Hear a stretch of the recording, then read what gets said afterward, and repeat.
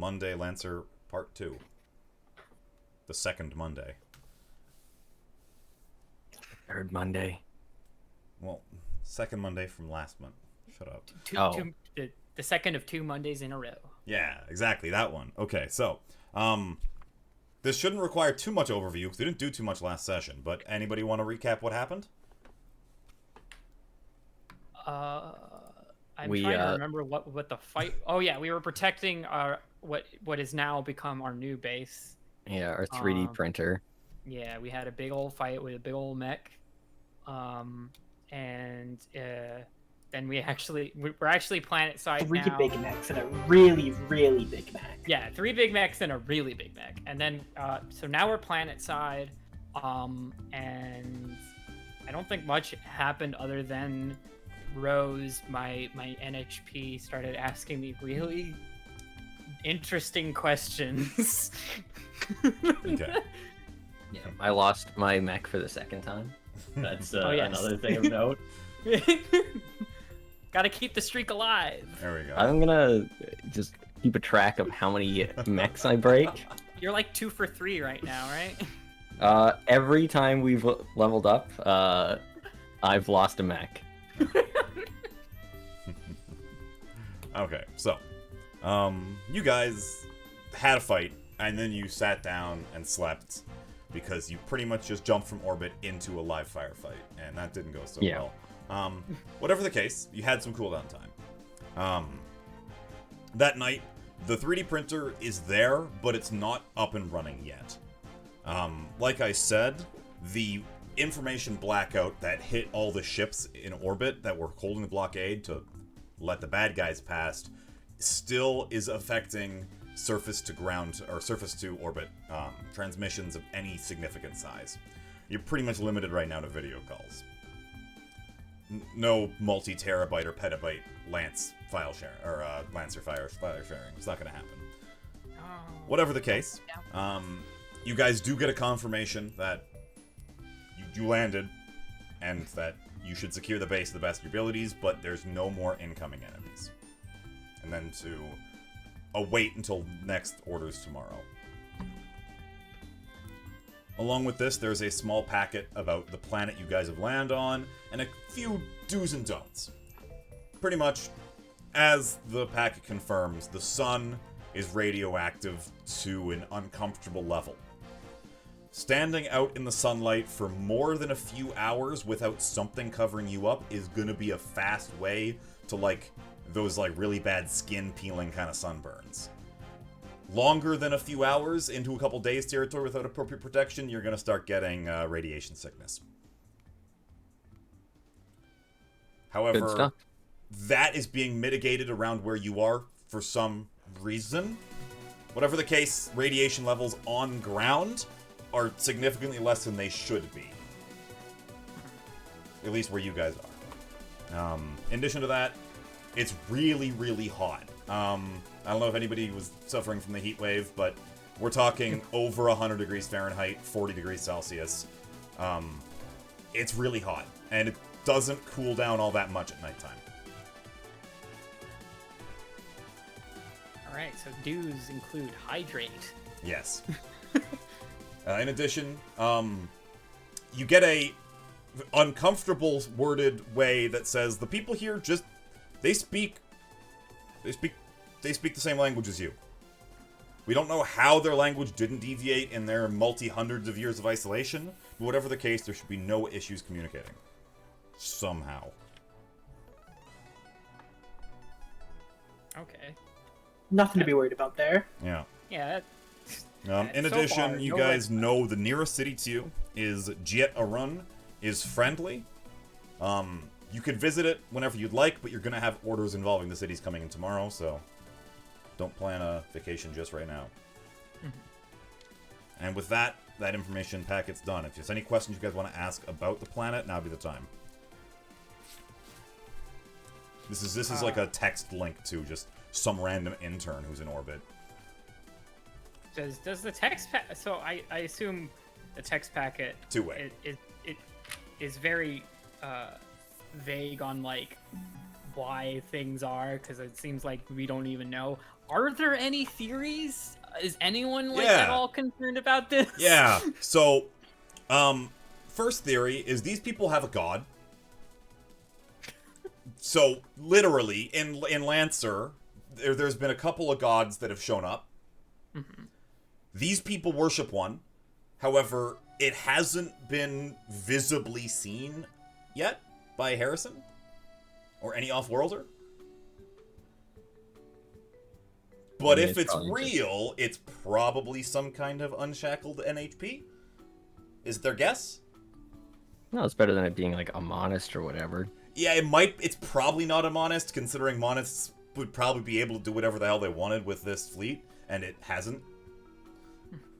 Yeah. So, it's probably not monist class. But whatever the case, the priests at least have access to level technology that the people don't. There are mech pilots on planet. The Paladin Order, they pilot essentially what are functionally 1/2 size mech chassis and seem to do a pretty good job of it. But everybody else seems to be like medieval tech. Like they've got smelting and foundries set up, but gunpowder's pretty new to them. Is there any thing that we shouldn't talk about with the locals? Yeah, you guys, I think I told you last time, the general rules, quote-unquote, of the religion. Don't eat meat. Yeah. Stay out of the sun. That's a pretty big common thing. Everybody always covers their body. It's like kind of, like, full body covering is completely normal. Showing skin of any sort's weird, just because, you know, the sun's really hot and scary. And people tend to not be active during the hottest part of the day. Most people do their activities in the early morning or evenings. And then finally, do not fuck around with dead bodies. Under no circumstance should you touch or cut a dead body. Tell the priests. Okay. That's not worrying. I don't think anything's gonna come of that. Yeah. That seems perfectly normal to me. Okay. Well, with our track record, there's a fair chance I might join those ranks. So you know, Okay, just so to make sure I don't go nuclear. So that evening, your new home functionally is furnished quite well. There is a series of beds, entertainment consoles. However, without proper internet connection, there's no streaming services right now. You guys can't They watch. got Nintendo. There's no Nintendos. There's a Smith Shimano Corp classed Game Station 53. However, Oh, I hate that console. but when you boot it up, it just says updating and it won't stop because there's no Omninet uplink, so you can't use it. Sorry. I'm gonna use my Tiger Electronics handheld ping pong like that. How aside from that, there's a decent amount of facilities, plenty of washing stations, beds, enough to comfortably house 10 to 15 people. It feels like. There's lots of food, like tons of food, both of the somewhat nice and emergency ration variety. You know, MRE technology's just gotten better over time, but it's still not great. So it's all curry. Got it. I never said that. There's no local cuisine that you guys know about yet, so you're on your own if you want to try to figure that out. What's the neighborhood like? You guys are desert. You guys are out in a hill in the desert. You're pretty far away from people. It's gonna take you about an hour of mech travel or vehicle travel to get to the outskirts of the nearest city. I'm fine staying here, actually. I kind of want to check the town out before we actually have to officially do anything. You know, get to know our neighbors. Yeah, it's if you're pretty going out late right now, just so you know. no, never mind. You guys could head out. It would be it's on the cooler side, but You guys, if you leave now and then spend an hour out and then come back, you'll be getting less than your mandated government 8 hours of sleep before the next order comes in. So. Oh, we were. I never missed my 8 hours. I can't do this. You guys can go on your own. Nah, yeah, my beauty sleep's important. Okay. Yeah, no, do nothing. Just be a lazy person. Okay. So I'm gonna guess you at least service your mech and get it up and running before you the next day. Yeah, I'll. Okay. We gotta build a Basically- new Ifrit. Yeah. My mech's called the Tenma, but yeah, Well, no, now But you it's the free. You don't. We're not building it. We're not building the next one. you. It's I still mean, the no, no. Oh yeah, your mech. My call sign's the Freet, Oh, so you're unless you're right. building another me, Well, there is no cloning bay in your guys' little hovel. Ah. At least that you've found. Okay, so, yeah, that evening you got your time to kill, eat food. I don't know if you guys want to socialize with each other or if you're all gonna go hide in a room by yourselves and have PTSD flashbacks. I think just a free, honestly. I feel like everyone else is fine. why would I have PTSD? What's gone wrong with me? My life's golden. No, never mind. You're right. I mean, I'm sorry for assuming. I definitely want to just appreciate the fact that I'm on solid ground again. I don't know. I don't have a particular way to do that, except I guess lay down. Hug the Cry earth. in the shower. That drop was pretty fun. Want to do it again sometime? No. No. I think we could do better. Yeah, like honestly, I thought we did pretty well while we were up there, but I didn't really stick the landing. It kind of, had to completely Yeah, rebuild my mech from scratch absolutely. almost. But yeah, it was a good college try, I'd say. Yeah. I think next time we got it. I mean, what's that they say? Any crash you can walk away from? Yeah. Something. I don't know. We can just make it not a crash next time. Though. We can do better. Yeah. Oh. All right. Well. Yeah. This has been fun. I'm gonna go sleep. Perfect. Okay, so, sleep finds you all easy. You're all dead tired. Rose is oddly silent that night as she's thinking. Okay. On the topic of sleep, you all have no dreams whatsoever. Or at least you don't think you did. Just an average night's sleep for me then. Yep. That's a good. Hey, no dream better than bad dream. I don't know how good your characters deal with sleeping in really hot weather, but that's going to be your life as long as you're on surface. Don't worry, I have my suit which regulates my temperature. Do you sleep in your suit? Why not? Fair It enough. eats all my waste. No, I don't think I have that one. You don't have the self you- undersuit? But I mean, You if it don't- keeps you cool. Yeah. Alright. So, a bunch of pilots sleeping in their suits. But they're one room No, I'm apart. not sleeping in my suit. I probably wouldn't sleep in my suit. I definitely like the comforting notion that the flex suit keeps me safe from a lot of things, but I don't think I want to sleep in it.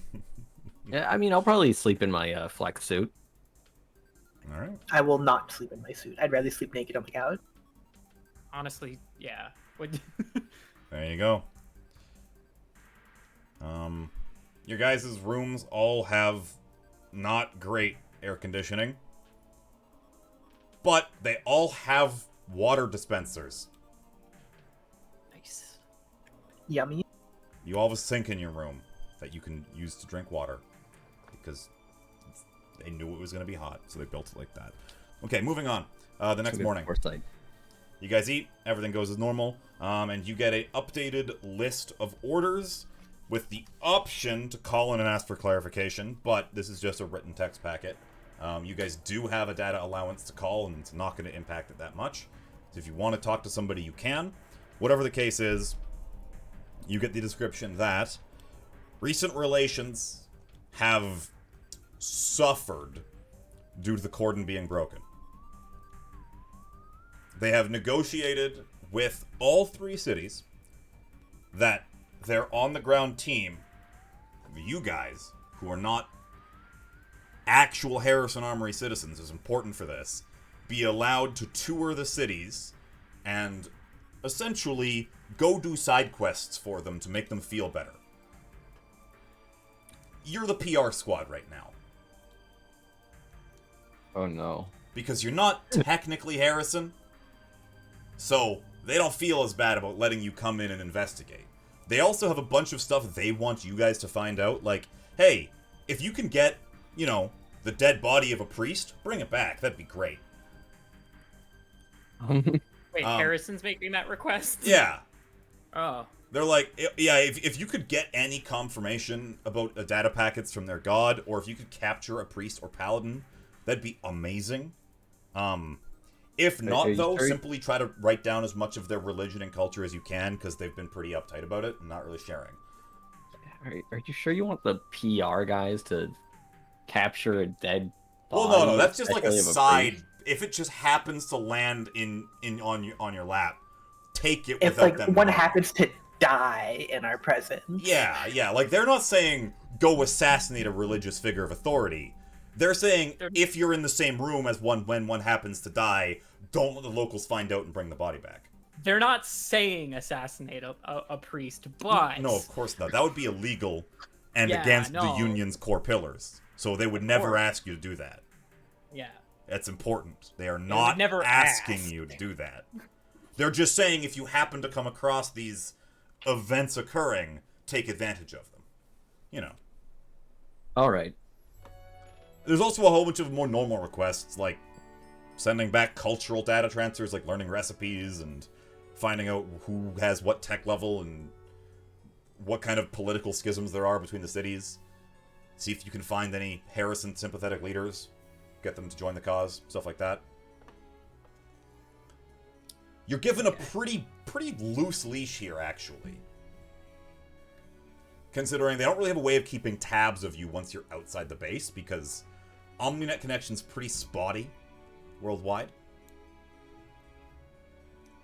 Except for specific buildings in Jiat Arun and your guys' newly established base. Mm-hmm.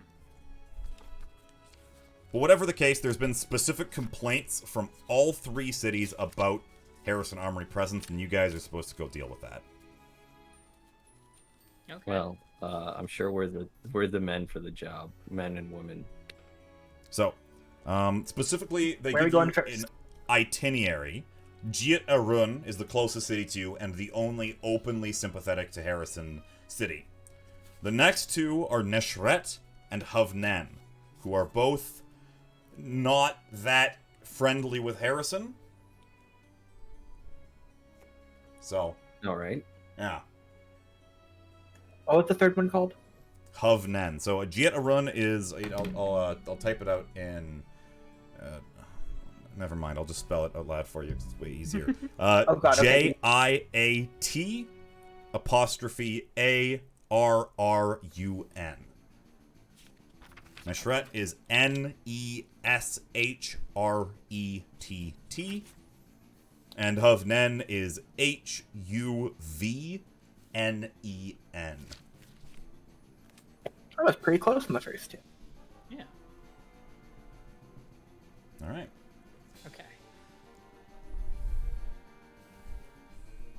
So how far out are Hovnen and Neshret? A few hours of travel each, but you guys are given like we're expecting this to take over a week. Don't rush this one. Mm-hmm. Spend a few days in each city. Don't just try to hit all 3 in one day. Yeah. Well, I guess the closest one is Jiat Arun. They ask that you do that one first, but after that you guys are free to pick what this next one to go to is.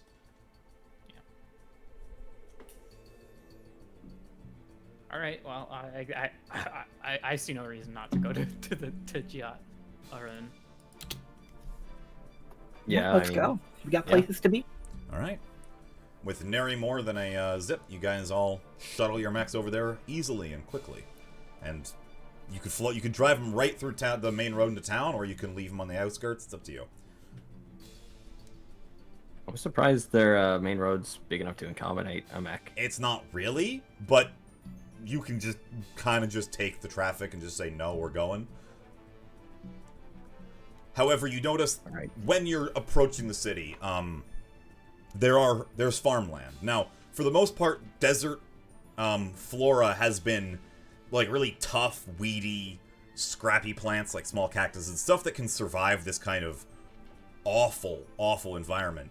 But approaching the city boundaries, the terrain flips almost on a dime to grassland and fields of what you can only imagine are wheat or even rice in some parts. Alongside with large gardens filled with like flowering vegetables and root vegetable and tubers. That's the word I was looking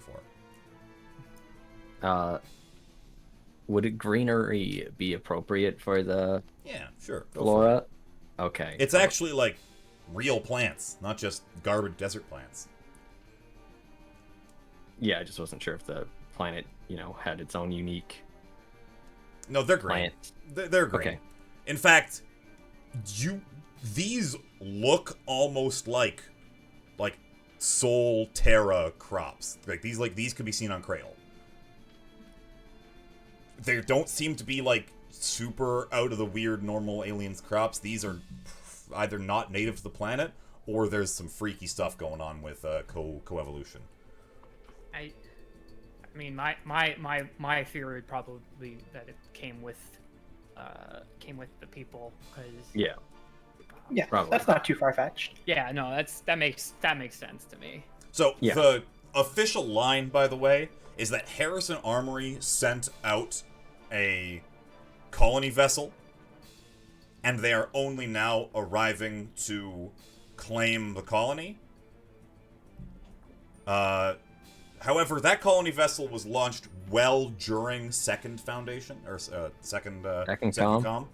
So, the timeline doesn't quite match up for what Harrison says about it, or the fact that Harrison Armory, in their official statement, has not mentioned any form of culture arising, or them not just arriving right away. So, it's up to you how you want to take that. I'll take that highly skeptically. Okay. So, as you get towards the city proper, you notice signs of Harrison involvement. There are metal poles inserted at the ground occasionally with like dishes on top or with occasional solar panels. People have been down here to establish some kind of infrastructure. But it clashes very oddly with the stone and wicker huts and wood buildings that don't seem to match up with the new tech. The sky is cloudless and a dark blue. Neat. So I don't really want to drive my mech through town. I feel like that's probably going to strain things a little more. Yeah. And I'm fine with leaving Rose in charge of the mech. I'm sure a gun is all I need to calm these civilians if something goes bad. Definitely, we don't have weapons. All right. So with that, you dismount and begin to head towards the city proper. Strangely, as you walk through the farmland, there are no animals. Well, if they don't eat meat, that makes sense. There's no cows. There's no... Oh, I scared myself. There's no horses. In fact, all of the manual agricultural labor seems to be done by people or like crude machinery and tractors. There doesn't seem to be any sort of draft animal involved. Yeah, I don't think that's too strange. Probably be hard enough to sustain just a human colony. So having something like an ox would probably be a bit out of line. Visibly, the people who are working the farms are overdressed for the heat.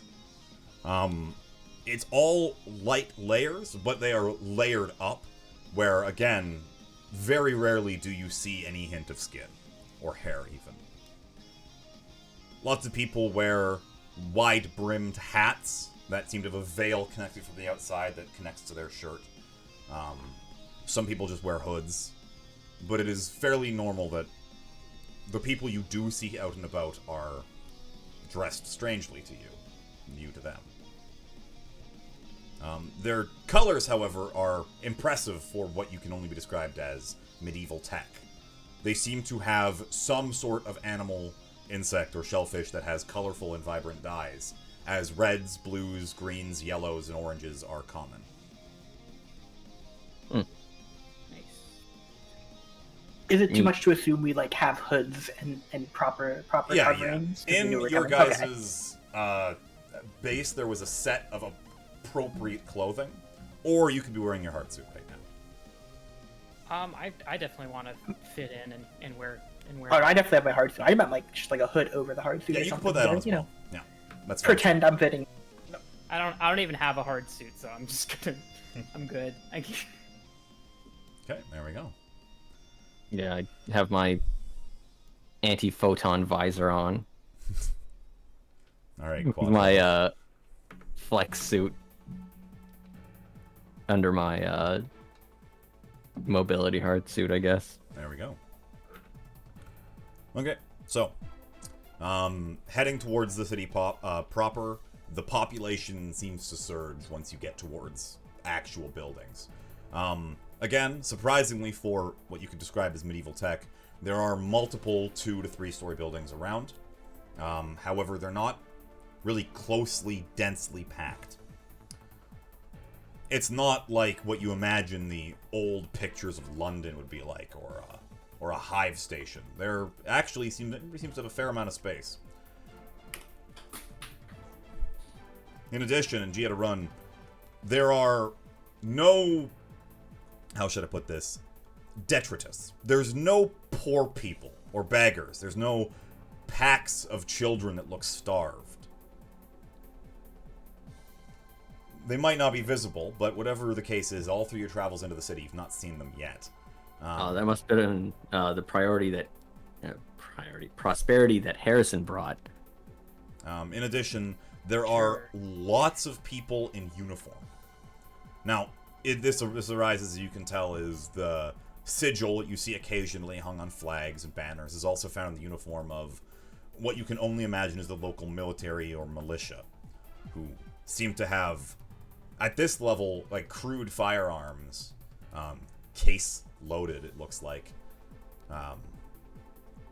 with the occasional saber for display. So these firearms were produced on planet, I assume. Yes. Funny how Harrison's not like giving them better tech. That's actually, well, you know what? Funny. Fair enough. That's funny, isn't it? Yeah. Not just giving out a license for a displacement rifle. Can't be just doling that out willy-nilly. So, Sure you can. with that, in your guys' mission pack, you were told to, essentially, in each city, there is a building that's been essentially set up as a visitor center for you to stop by first. In Gieta Run, it says in the center square, close to the fountain, there will be a light blue building.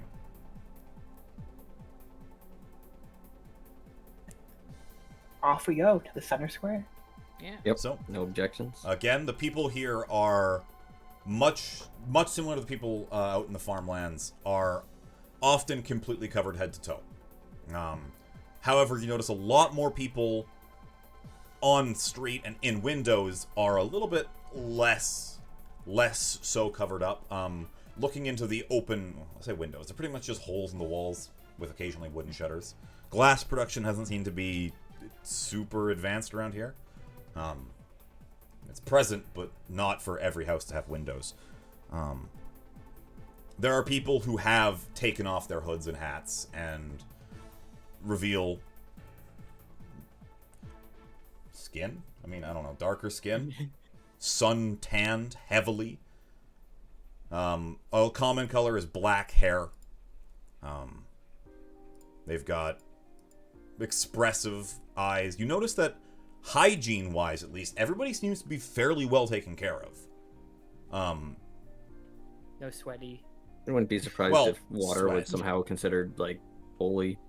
But yeah, people seem to be taken care of. You're noticing that there's a surprising amount of people with full sets of teeth. That is legitimately surprising. Nice in the back on the station. Actually, maybe yes.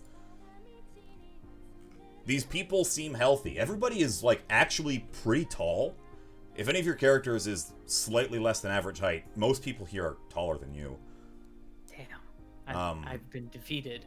Even the children seem quite robust and healthy when they're playing. Oh no, giant children. The people of Jietarun seem to be generally fairly happy from what you can see. People give you glances, but nobody raises a fuss about your presence. Well, I guess Tetamun is keeping everybody safe and protected. Yep.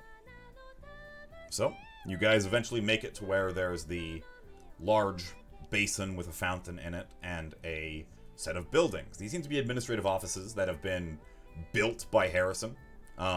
They seem to be like prefabbed structures that have been essentially added on to pre-existing buildings. With support girders and stuff. So it's like a weird blend of an old-style wooden building with concrete bars helping support it and stuff like that.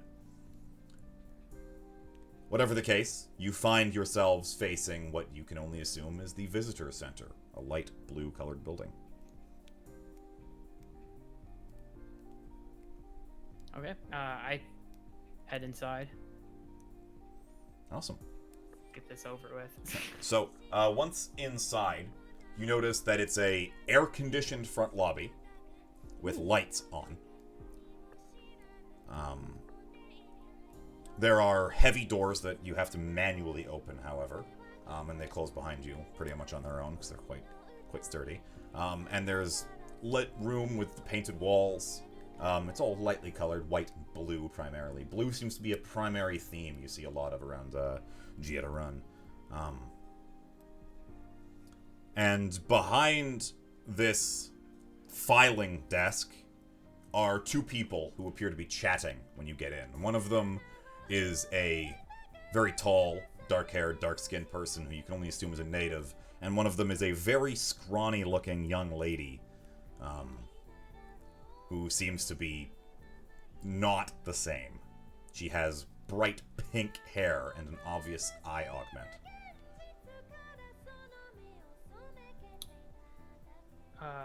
Hey, we're the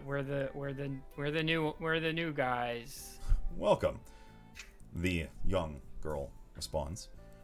So you're the ones who are given permission to land and explore, huh? Yep. Yep. Okay. You can call me Jonas. And my companion here is Shemra. The larger man kind of gives you guys a nod. Offers to shake anybody's hand. A curious notion. I'll accept his I will handshake. I'll take it. Yeah. Alright. He greets you. Welcome.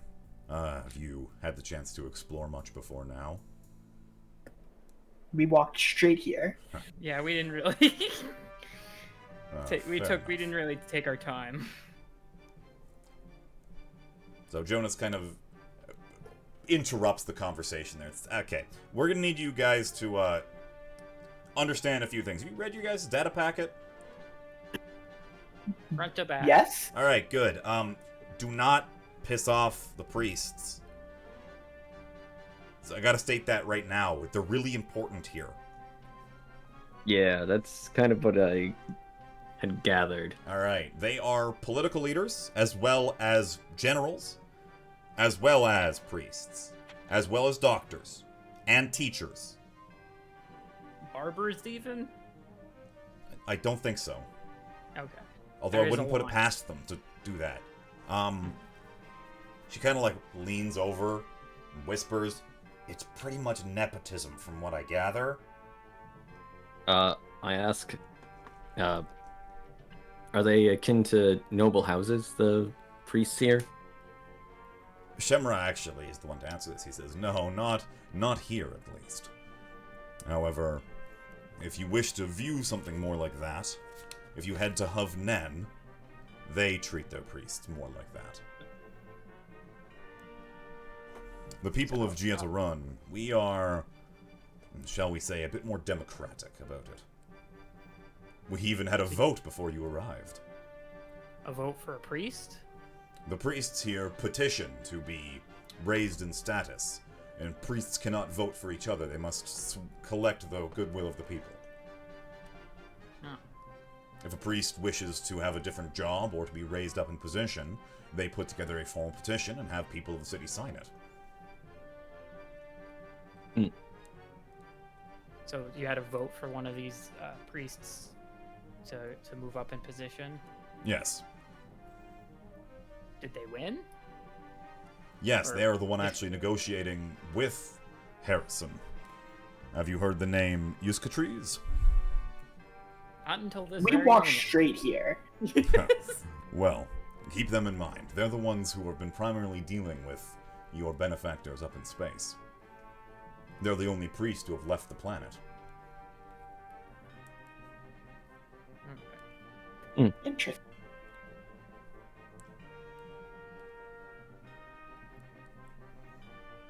All right. So Jonas kind of looks a bit exasperated as him stealing her thunder yet again. And says, "All right, well, you got that under control. I got a few requests for you guys to handle. There's a school that Harrison opened around here. Not they didn't have their other schools. This is more of an academy to uplift the people so they're easier to integrate into Harrison. Whatever the case, they're having a pretty big gathering today of new students and people looking to join. I'd like if you guys could go there and, talk to the students about what life's like up in space.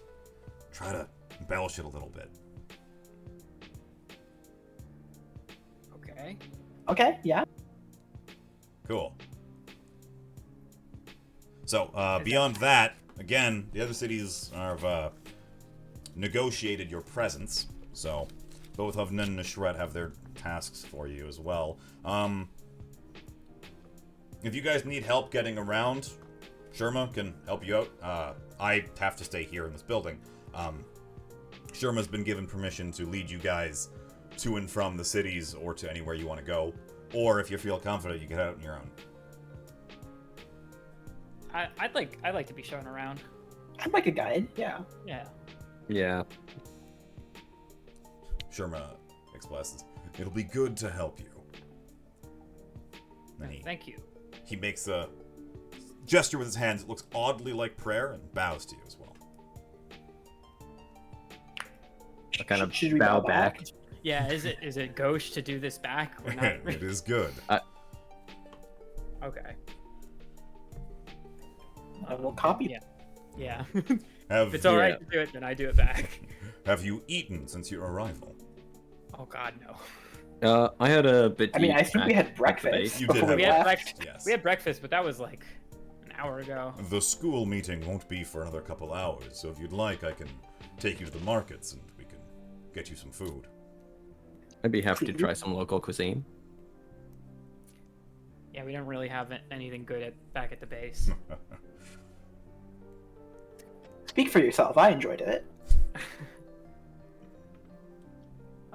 Yeah, I'd like to see the market, see what's up there. Fresh food's never bad. Then we go. He kind of just casually waves to Jonas. "We are leaving now. Take care of the place." She just rolls her eyes at him.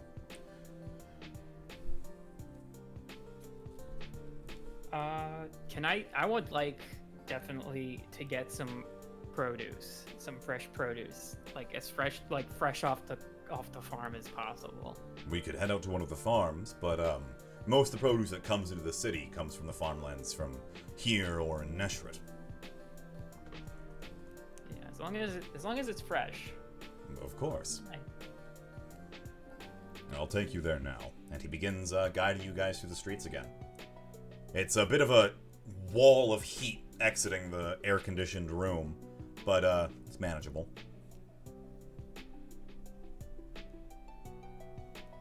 As he leaves, he gets a very heavy hood and kind of puts it around his head. You notice the clothes he's wearing, now that you have a closer expression, are a few layers of what seem to be very thin cloth. Thinner than you'd expect this kind of production level would have an easy ability to make in vast quantities. And his clothes do look nicer than a lot of other people's, but it's not that much different. Most people have very thin clothing on, and it's lots of it to cover the body rather than one heavy layer. So, what's your official position? Me? Well, actually, before this, I was a soldier. When Harrison arrived, I was one of the first to go up into space, actually. I learned your culture up there, but I was not fit to be selected to pilot any kind of vehicle or robot. It's a medical condition. My body can't take the sudden changes in G-force, they said. That's a shame. It's a shame, but also, take it from me, space is overrated. Space is not overrated. You can't say that don't tell around here. that to the students. Okay. Wonderful. It's a shame you won't be able to truly experience it. There's a lot of different things to see out there. Oh, I'm quite happy here, actually.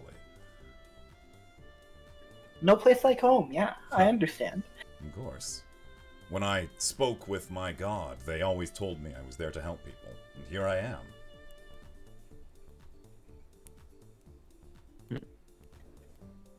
So, You are in fact helping us. yeah, that is true. You are helping us. I've helped a few people through the visitor center. It's a fun job. So, Was this a thing before Harrison Armory got here? No, like I Was said, there a I lot was of soldier tourism? Before. No, I mean the building in general, though. Oh, that It must building. be. No, it was a simple bureaucratic office before. However, with Okay, repurposed. how shall we say, recent acquisition of computer technology, many of our bureaucrats have needed to find themselves new work.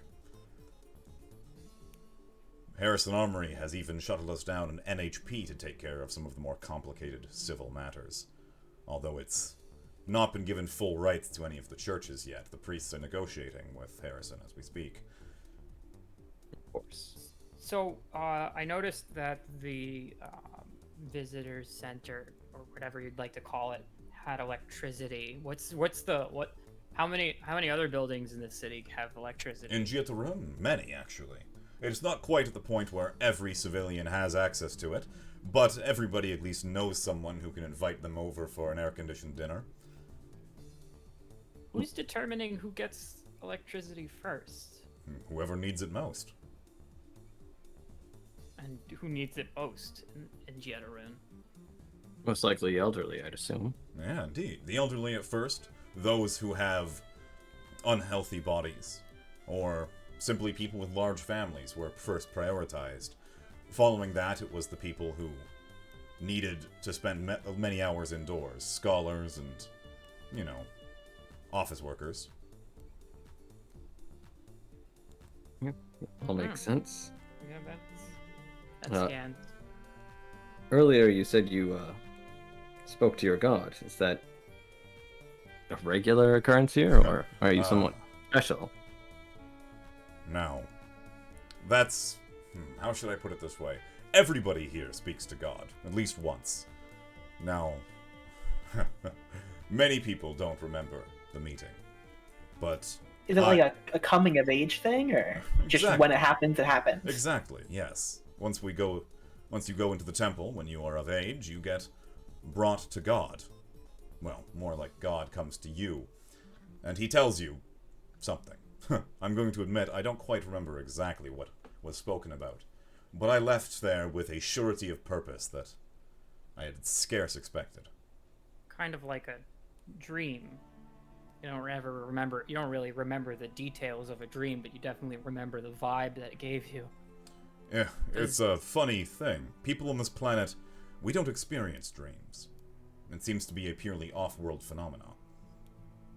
Yeah, we didn't have dreams well, I didn't, at least. What about you two? Well, I don't dream much, so.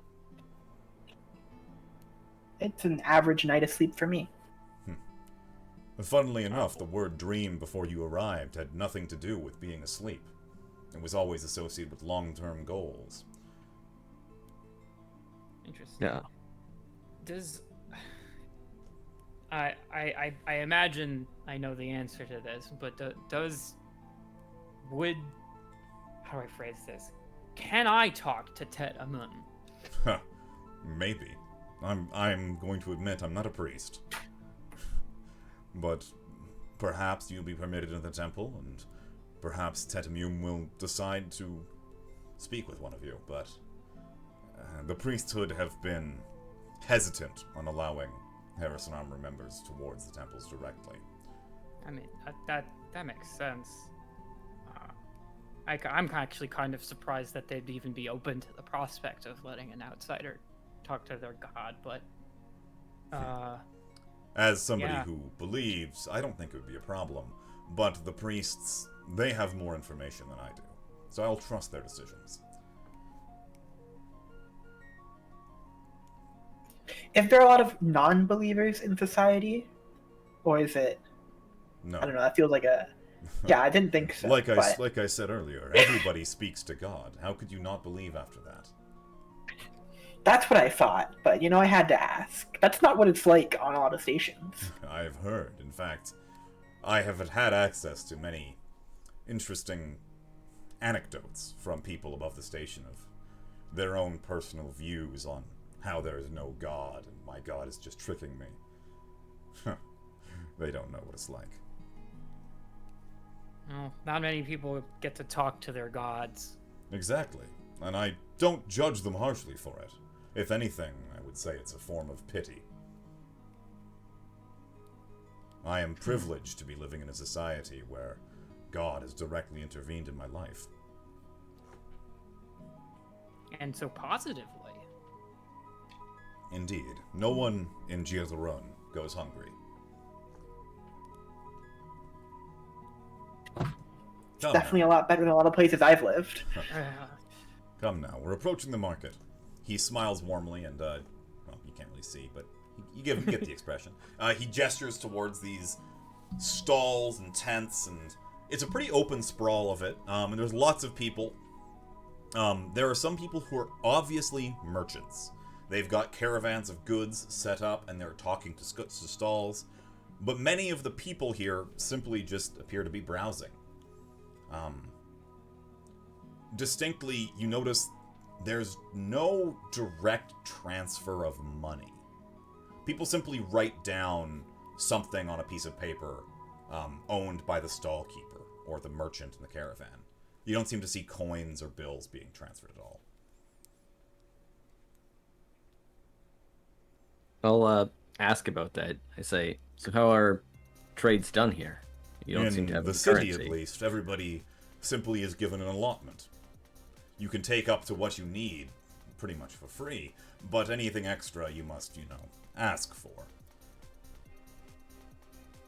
Do we have allotments? Yes, you are under the Harrison banner. I would avoid flaunting that in front of some people. Some people are jealous of others for their station, but most understand that people take as they need. Okay. All of the books at the end of the night are taken back to the priests who go over them and determine that nothing was wasted. It's a very rare state that effort rises, but it's usually a simple reprimand. Occasionally there are things like theft, but rarely. what's the city's response to theft?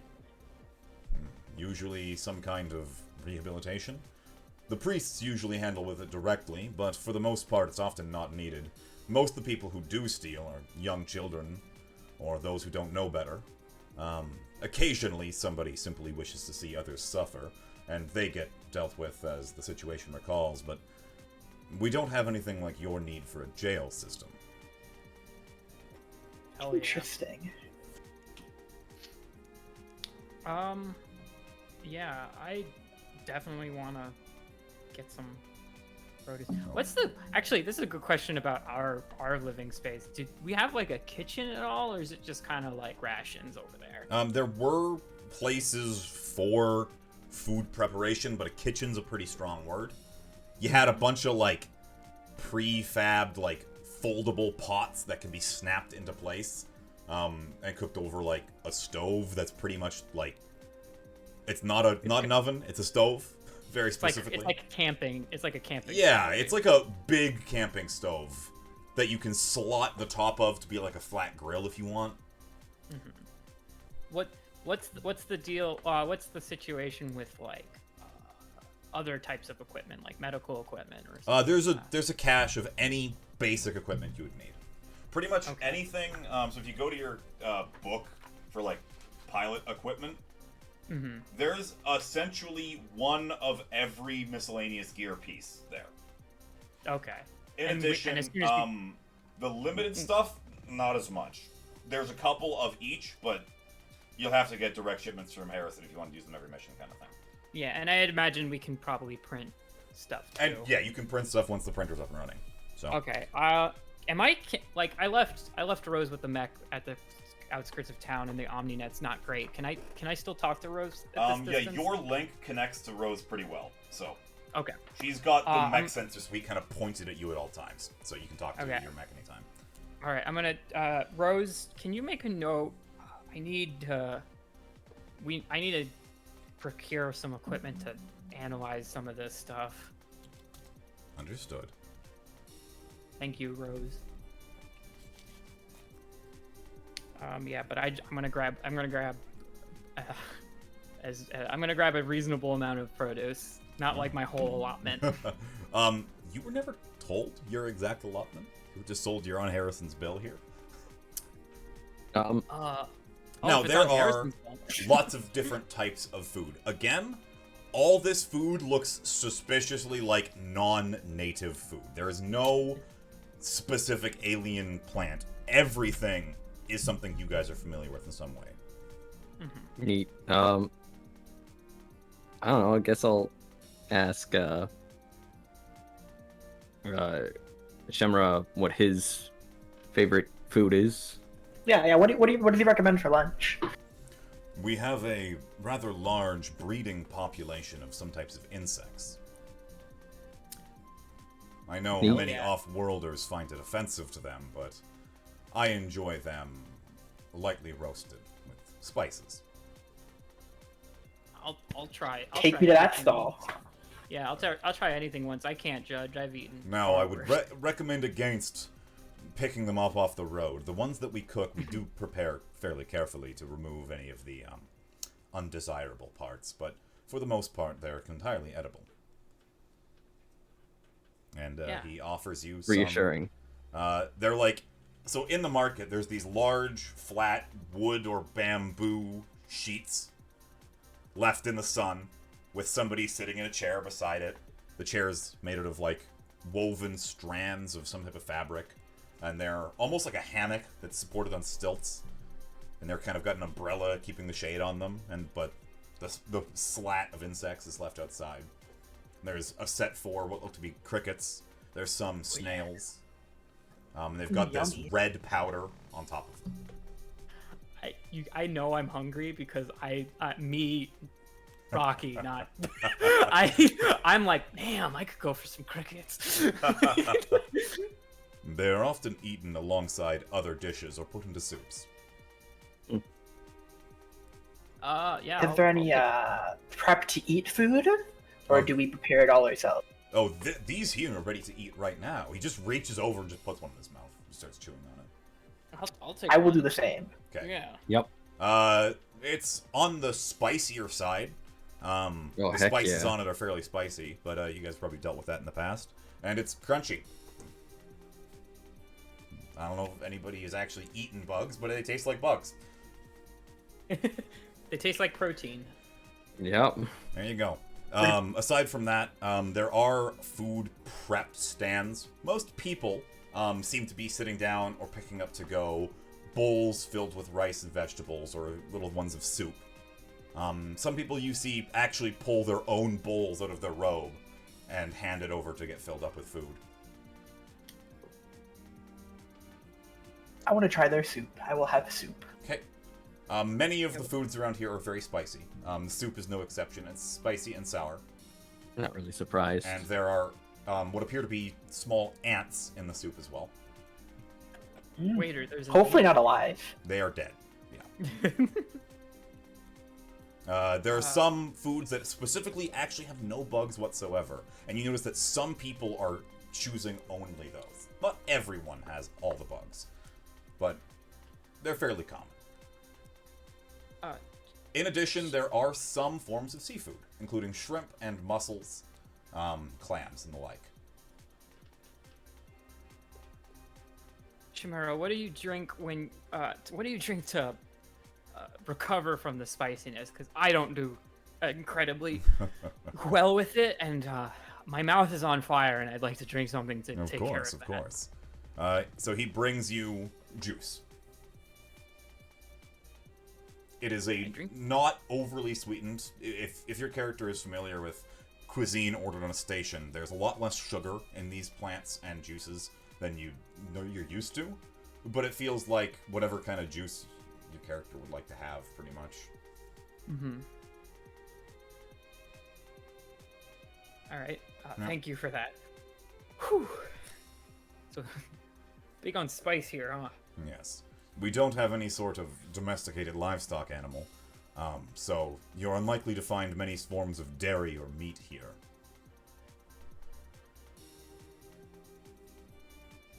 That's fine. I've already come to accept that that's gonna be a rarity here. I mean, I've got what I need.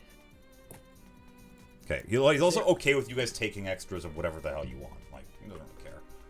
Yeah, I'll take some samples of different things. Yeah. Yeah. In addition, there are lots of market stalls that have not food.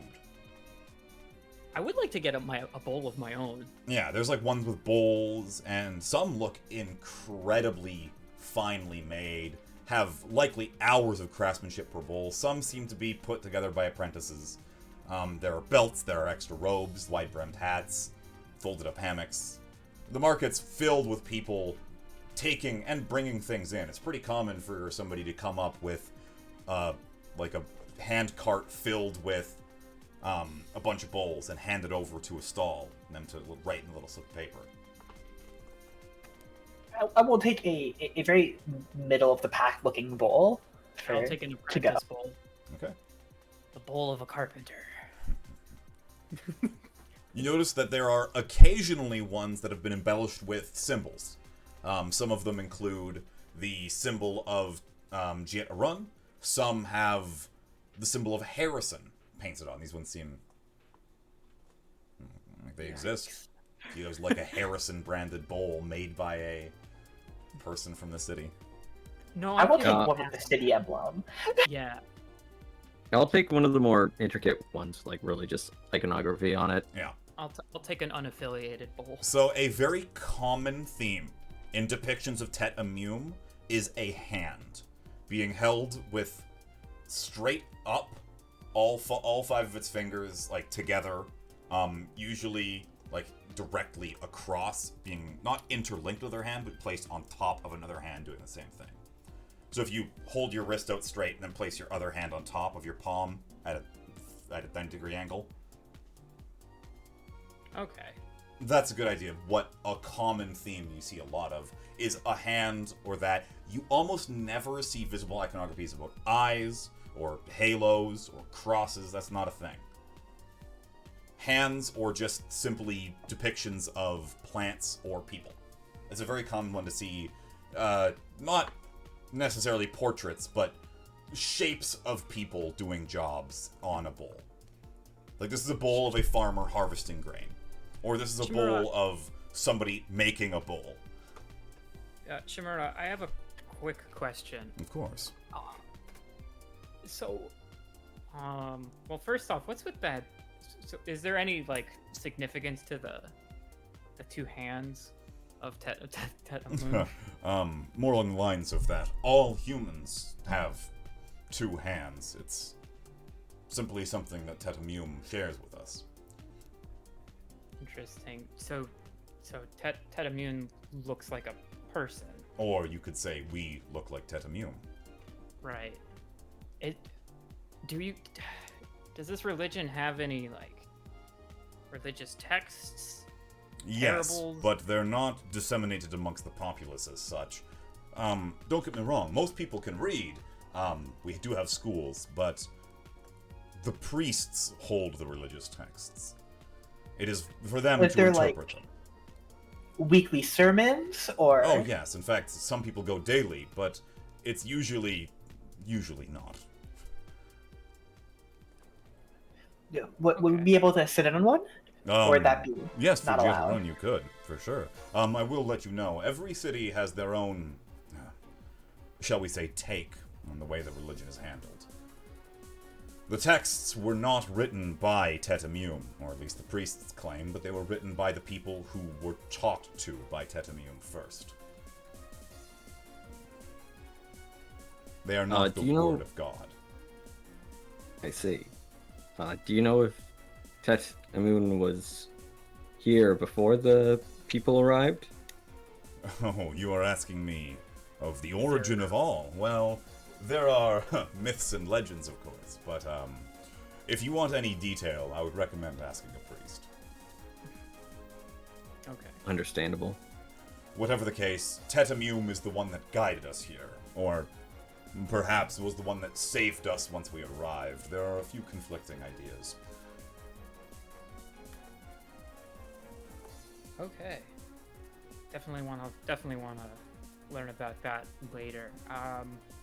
When do we need to talk to the students at the school? If you guys are done exploring the market, we can go to anywhere else in town you'd like, or right to the school now. If we can stop by a temple, that'd be cool. Of course. Now, if you'd like to travel to the main temple, it would be too far, but there's some smaller ones we could stop by. Yeah, I wouldn't mind browsing for some like robes or whatever to throw over my suit, Of course. so I don't stand out as much. In Giatarun, you would likely not encounter anyone to judge you for your choice of attire. We do understand that Harrison is sending people down. However, if you want to travel to Nishret or Hovnen and not stand out, we can prepare attire fitting. I would would, very much appreciate that. Yeah, Yes, me too. Same. Perfect. We'll have them sent to the visitor center once I, of course, can relay this information. He says, I'm not too familiar with your guys' tools, and he pulls out what you can only assume is a smartphone and tries to use his fingertip to touch a few icons and starts making notes as it is. All right. So, with Um, that, he guides you to the nearest small temple. You could even call it a shrine if you'd like. Sorry, my fire alarm keeps going off for no reason. I just have to tell it to shut Are up. you I'll on be right back. fire? No, there's no fire. Oh, you're smoking hot. Oh, thanks. I'll be right back. Sorry. Good luck. Alright. So, in the meantime, on the way to the temple, you guys can ask any questions if you'd like, or we can just wait. I don't mind either way. I don't have any I- questions right now. I ask if the iconography of the hands might also be some sort of symbolism for the guidance that Tetamun provides. You could interpret it as such. The people don't always view Tetamum as acting with his hands, but as you can always say, fear the fist of an angry god.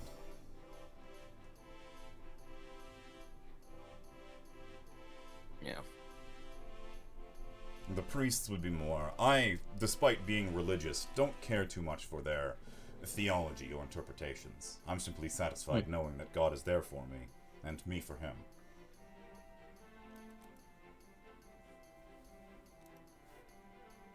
Sorry about that. No worries. So, with that, you are off to the temple. Now, the temple is not an extravagant building.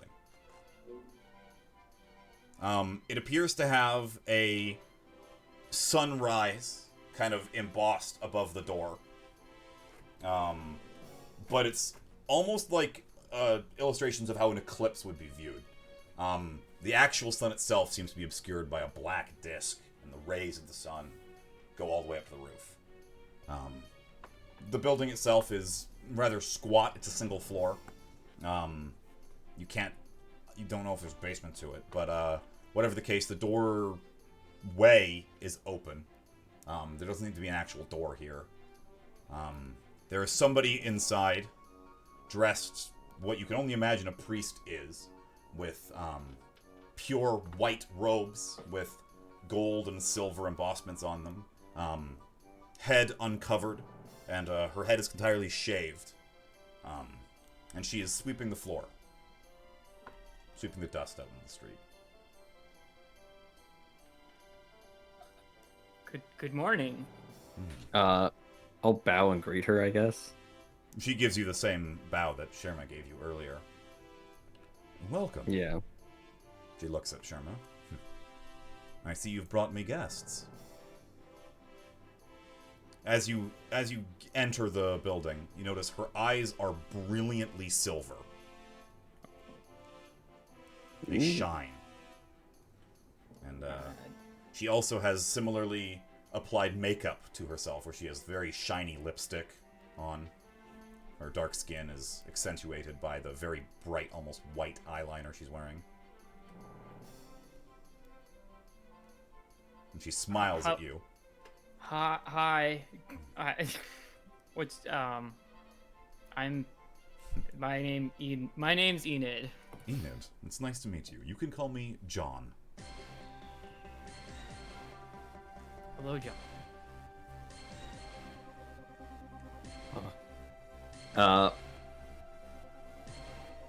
Yeah, I introduced myself. I'm Calloway. Calloway Enid. Indusa? Lucia. We welcome you to the Temple of Tetamino. Can I help Thank you you. with anything today? I wanted to learn. I wanted to see your place of worship. It's so important to you. I want to Of course. learn Yes. my own. I want to be the best visitor I can. You do Tetamune great honors by claiming as such. What is it you would like to know? There's so much we don't Yeah, know. there's a We only lot. just got here. actually. Of course. Well, I will give you the truncated version then. Tetamune is not the creator of our people. Although, he does help us all. As I believe you've likely gleaned, everybody here respects Tetamune and receives a level of protection from him.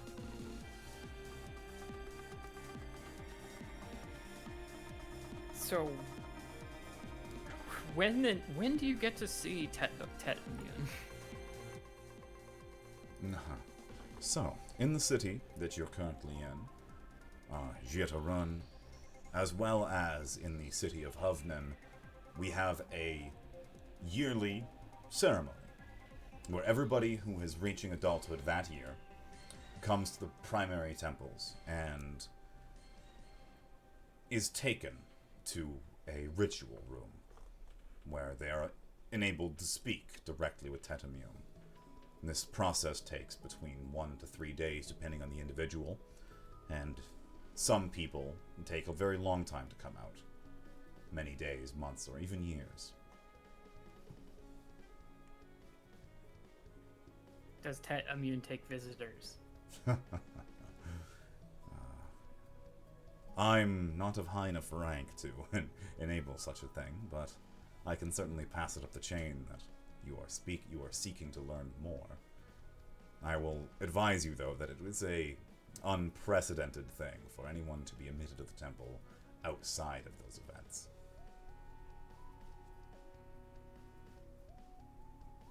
What about sermons? Nah, I mean the deeper parts of the temple. The sermons can be held at any of the shrines or the main temple.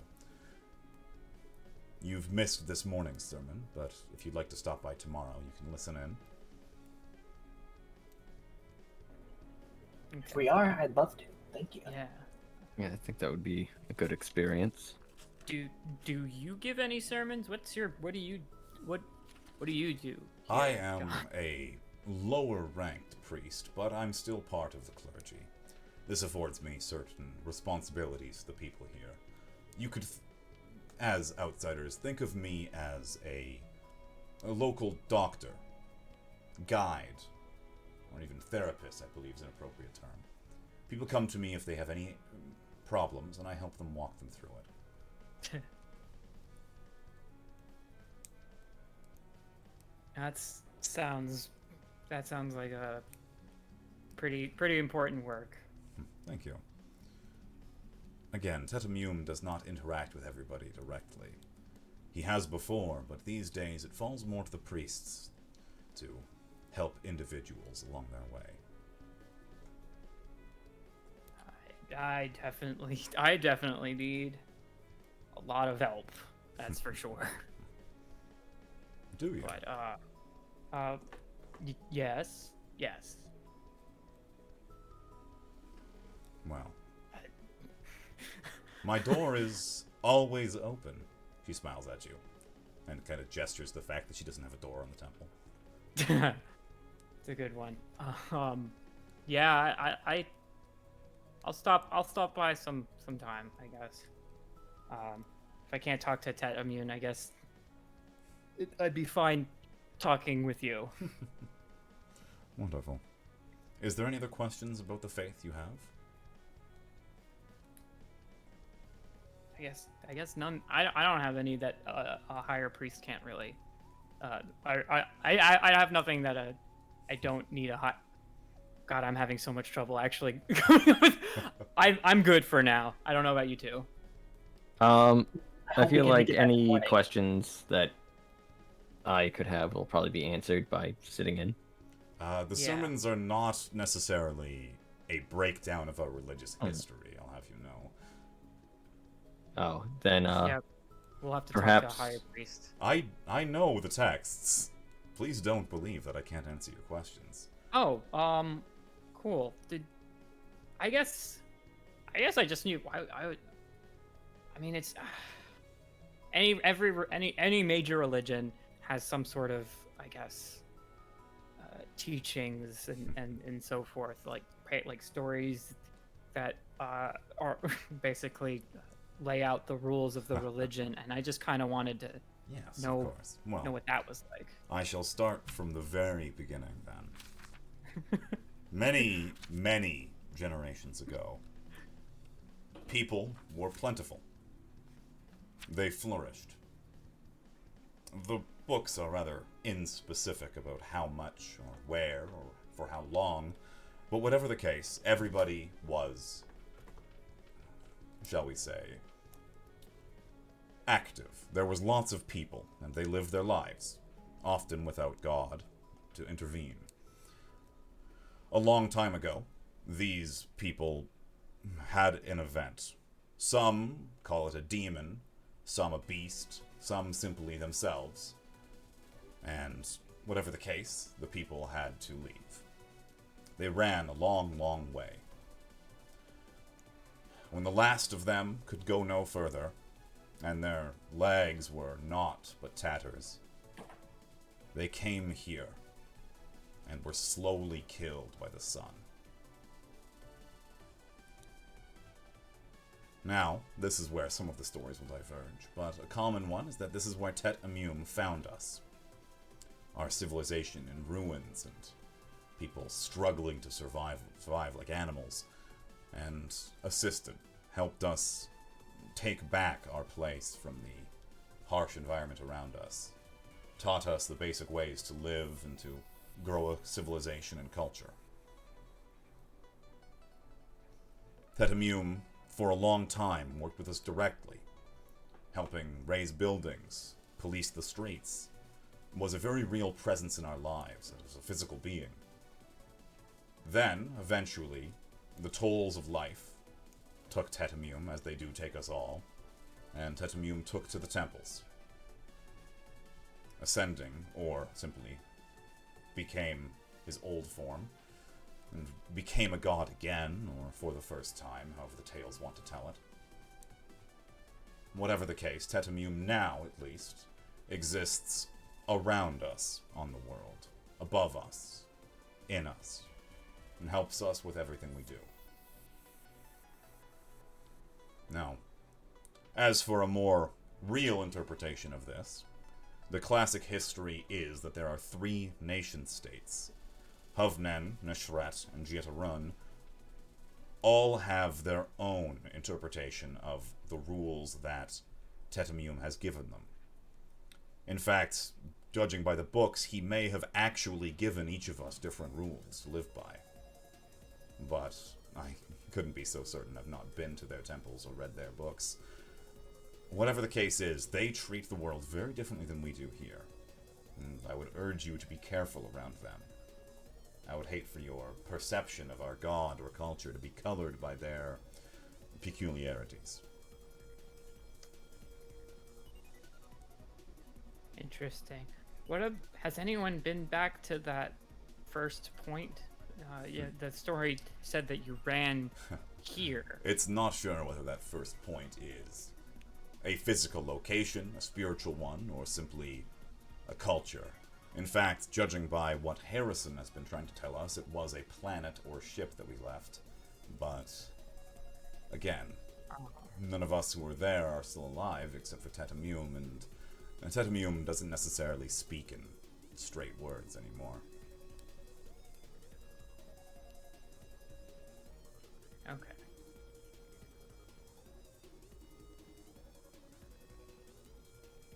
Thank you. Thank you. This has been very enlightening. Yes, indeed.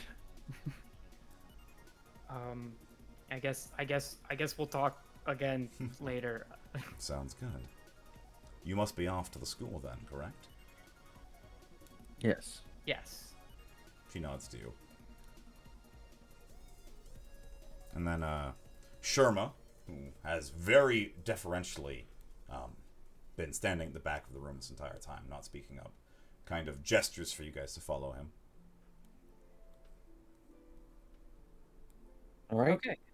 We follow, I guess. I hope that she helped answer your questions. Yeah, it's a start. I am more eager to come back tomorrow. Wonderful. Now, we must arrive soon to where the school is. This building has been planned out entirely by the priests and Harrison Armory. It's not like the ones you've seen up till now, where it was just built on the old structure. This is entirely new. And you guys walk for a little bit. If you have any questions to ask him or query about the town, you can. But it takes about 20 minutes to walk there. From the market. Is there much travel between the 2 cities at all? There's 3 cities? 3 cities, right? Sorry. Rarely do individuals need to travel outside their birth city.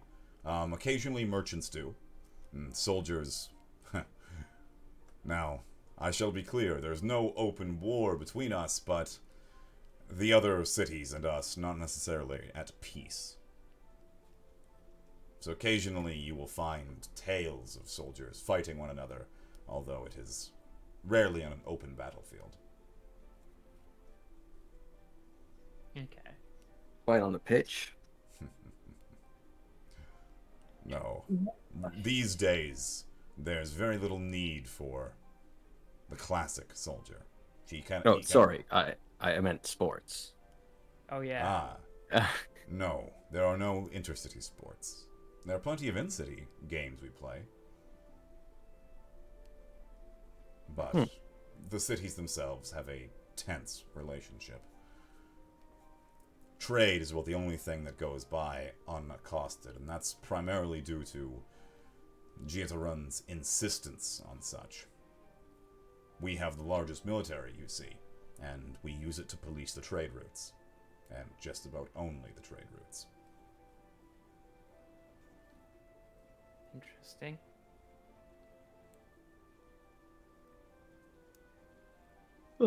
So, with that, you guys arrive at the school. I know, it's already been an hour and 20 minutes of this, right? Yeah. So, We're learning so much. the school building is a very wide campus. There are two large two-story buildings that are entirely separate, with a recessed bowl between them, which at the center of there's a pond, and there are green grass and stairs at various tiers going back up to the main buildings. The buildings are both built in strange, kind of curved shapes, providing a semicircle with a break in the middle.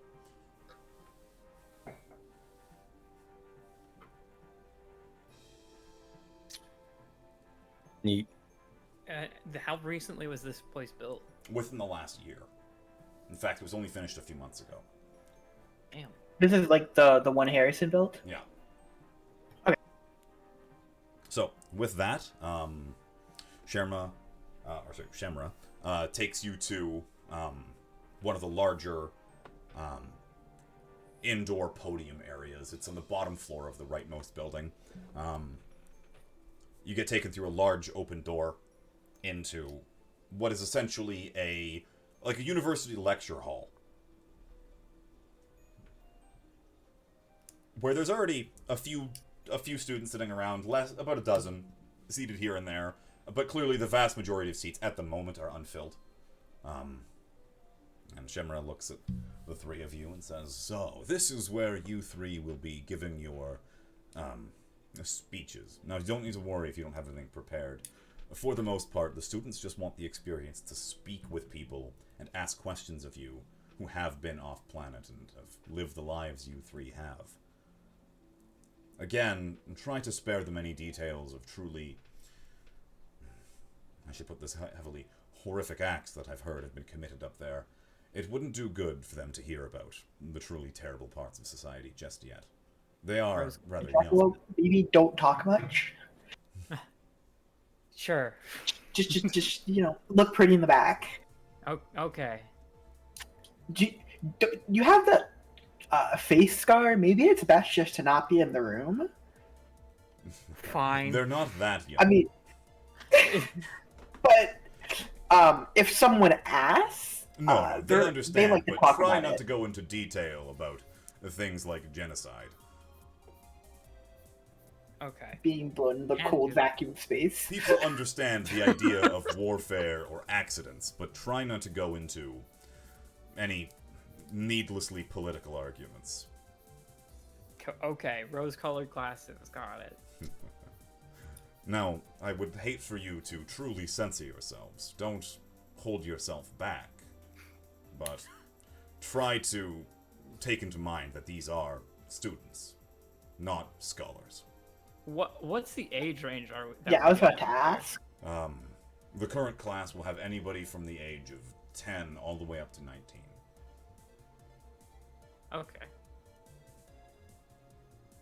Yeah, I'm just gonna hang back behind my two compatriots and let them take the lead on this one. So, he makes sure you're all hydrated and have refreshments. There's a plate of very fresh fruit, coconuts, mangoes, apples, pears. If you guys would like. Yes. Cradle food. Yeah, oh yeah. Yeah, it's the drinks are large pitchers of water, that have had. There's a plate of limes beside it as well. That you Yeah, see just him drinking a crush pitcher a of water. lime into the pitcher before pouring a glass for himself. And by the way, it is a glass this time. Oh, yeah. Is that also Harrison provided, or? Harrison has provided us not only some examples, but also the means to begin producing glasswares of our own in greater quantities. No longer do we need to have an artisan work on every single piece of glass, but we can have everybody begin to learn this kind of skill. It's an interesting skill to have. Some people are finding great fulfillment in it. Okay. I'm gonna just chill out. Sounds good. So, a little bit of time passes, and the students begin to file in. Eventually, the room, there's about 40 of them.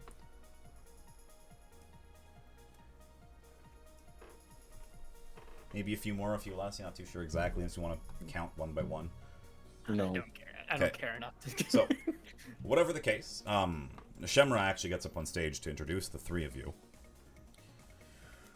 Welcome, students. It appears you're all eager to learn, and we have provided something to learn with.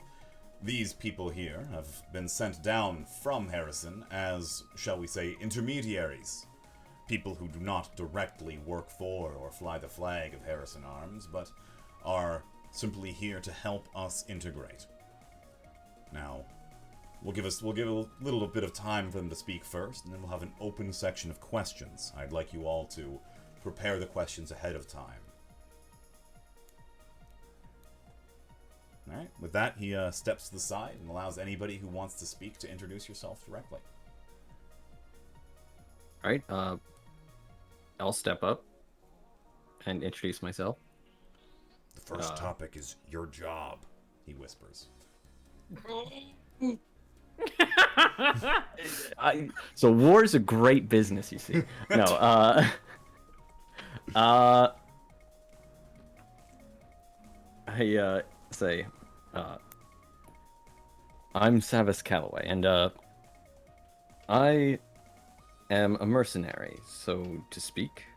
I travel the stars under the employ of different men, seeing different cultures and, well, fighting in various wars and other conflicts. Though sometimes it's more simple than that, just protecting things. The students kind of stare at you with rapt attention. I'm Lucia, and much like, I mean, it's not even the most common outside of your planet, but I've never lived on a planet before. I am a mechanic. I work on all things that move, but I found myself piloting them for the first time pretty recently. Is it my turn? Am I? If you want to go, you can talk. My name's Enid Carter. I work in far field teams, or I did. So at that point, Shermra leans over. They're not going to know what a far field team is.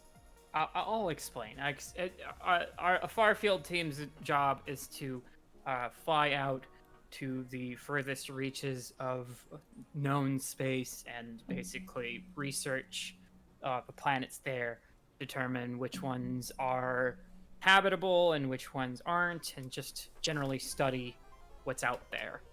So, I've seen plenty of I've seen a fair share of planets similar to yours, although none of them quite as prosperous as yours. Okay. That's all I've got. Fair enough. So, Shemra says, "All right, I'll step in here." Now, the three of you, a couple immediate points that we'd like to cover is, what is your current profession? I believe you are all referred to as Lancers, correct? Yes. Yes. What is the purpose of a Lancer? To do what we're paid to do. How do you do that? Lancers typically step in.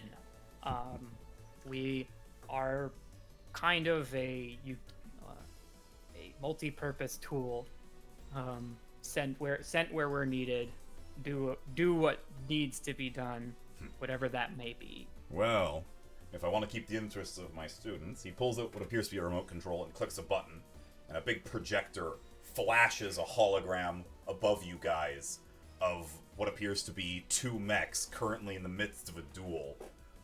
One ducking under the blade and firing a submachine gun into the torso of another one.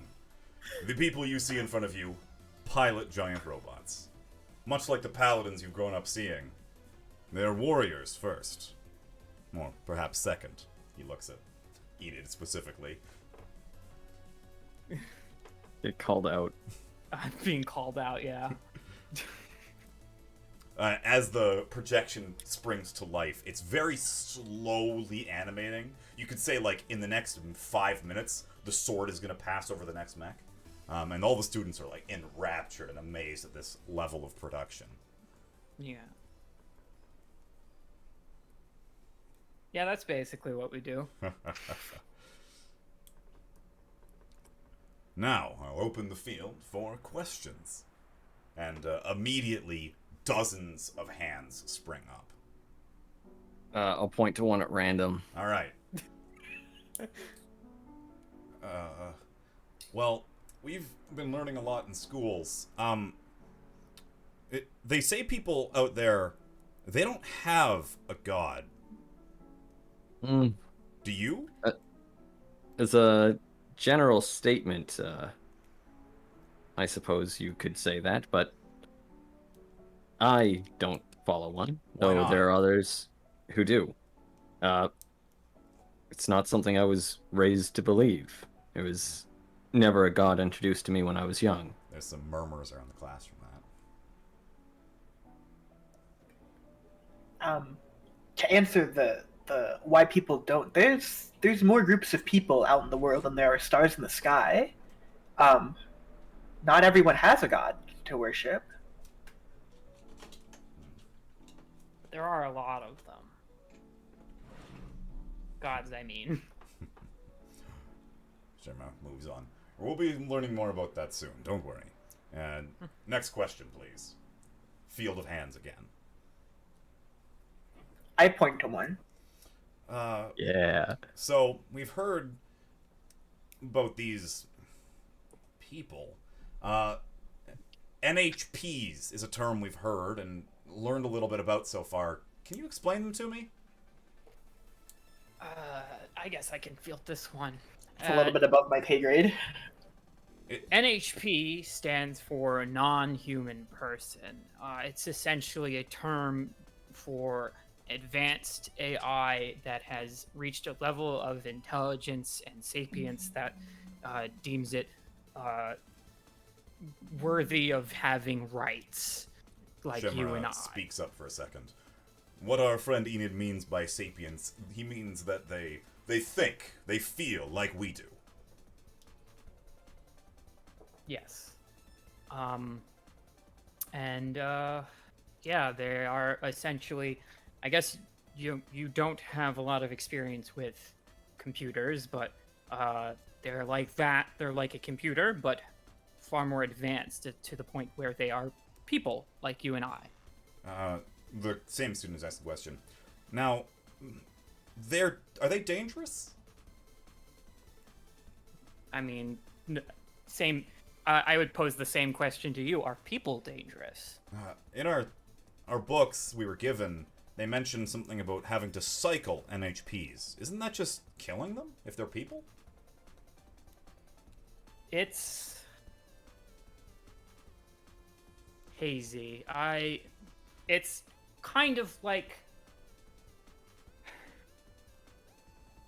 Hold on. And I'm gonna take like a big glass of water and just kind of drink that. And then They're not people. Simple as. No.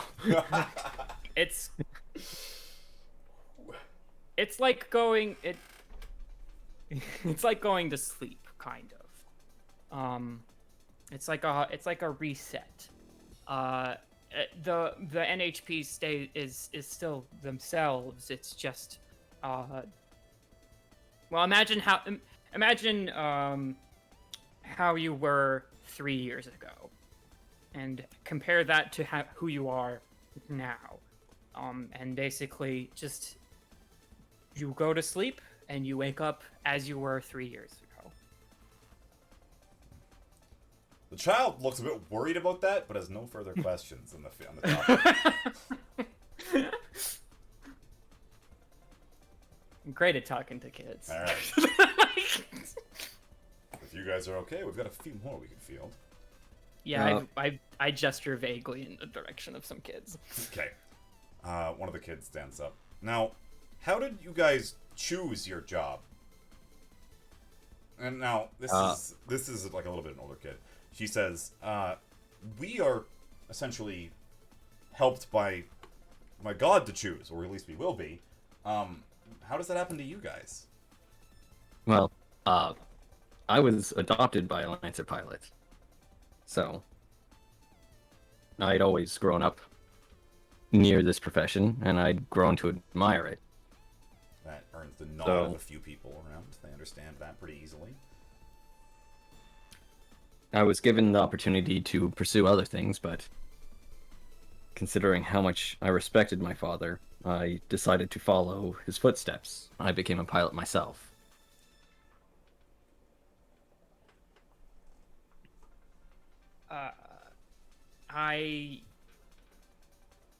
Farfield teams generally spend almost all of their time in space, and due to certain circumstances, I no longer really felt comfortable spending all of my life in space, and I wanted a job that's a little more terrestrial based.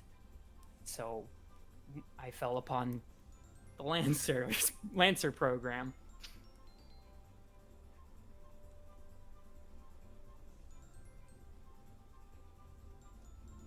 Well, but before that, you mentioned you were a far field team. How did you become one of those? Well, I back when I was younger and far more enthusiastic, I was really interested in studying different worlds. And so I went to school to learn all of the various things required to fly out into space and be a part of a research team. And then eventually I was chosen for one based off of my performance in tests and such, and I was assigned a team.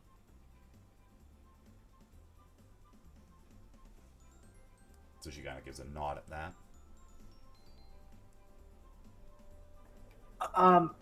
There was an opening, and I wanted to be in a big robot.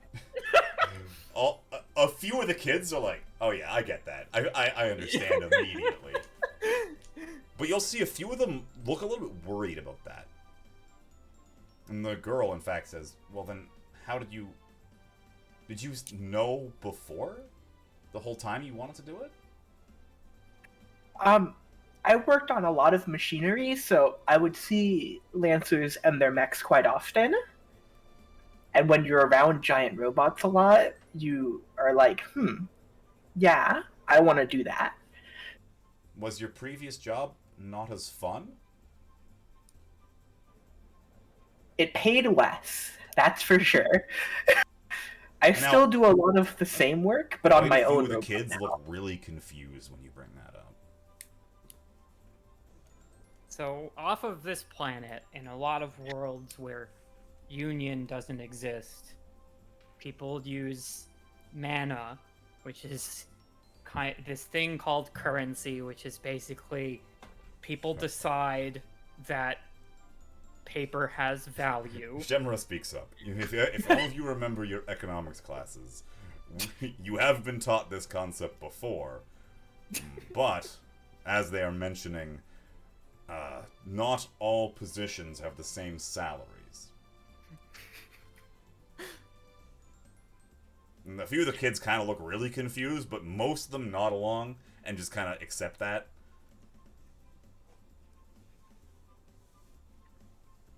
All right.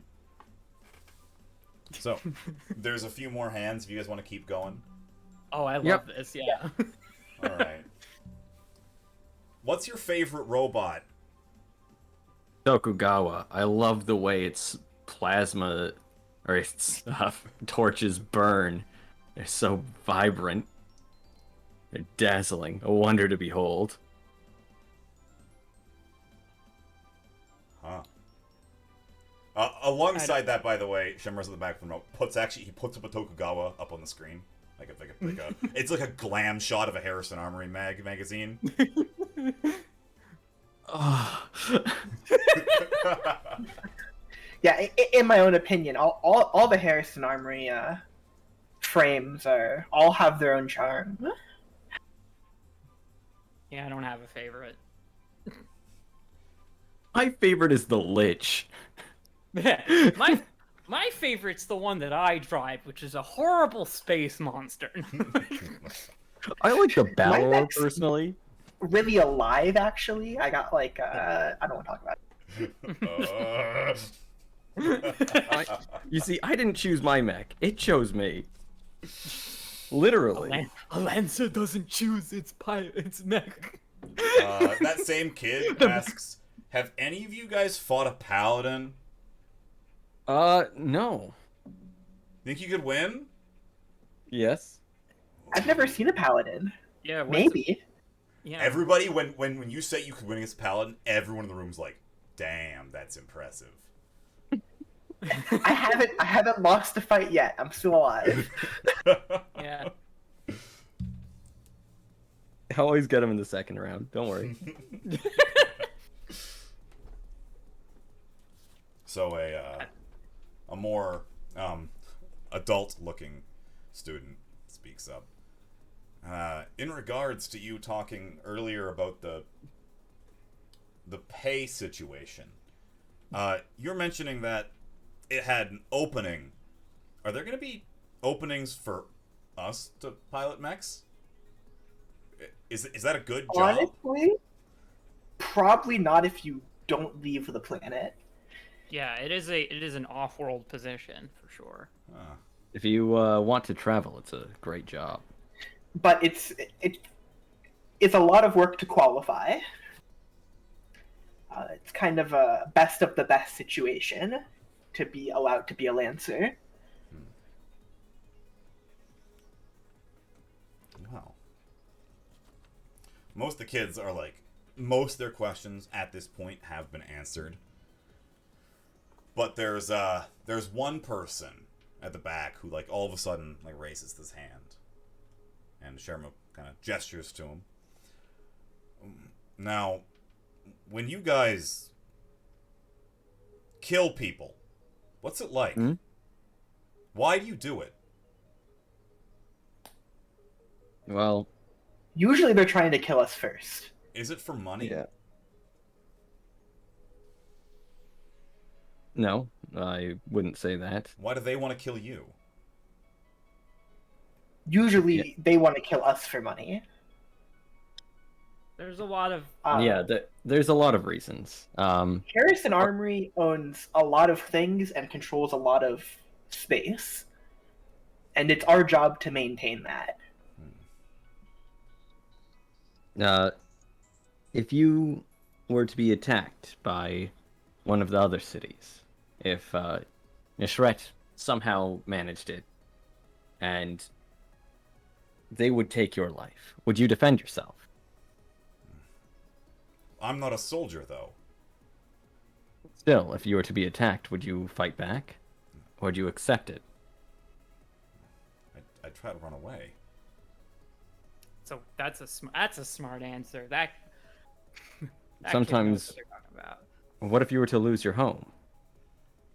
Have nowhere to return to? Then I'd rely on God at that point. So What if people you cared about were to be hurt? Would you not try to defend them? The kid doesn't look too happy with this line of questioning. He's like,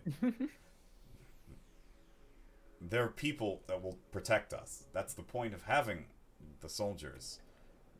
That's And essentially that's what we do. But who do you defend? Where's your home? My home? I don't have one. We defend Harrison's Armory's borders and interests. wherever they may be. But We defend humans. That's basically the gist of it. but we, if the we other defend- people attacking you are humans too, then who do you choose? That's the tricky one, huh? Well, we personally choose who Harrison Armory chooses, but we defend those who are aligned with us. Yeah, think of wherever- Harrison Armory like your city. They provide work and jobs and space to live for many, many people. And we are their elite, essentially. They're elite soldiers. Kid seems like not necessarily satisfied, but they're done trying to ask you questions. The next one's a rather scholar-looking student. Now, when you mentioned NHPs and people having religions, do NHPs have religions of their own? That's ridiculous. I don't see why they couldn't.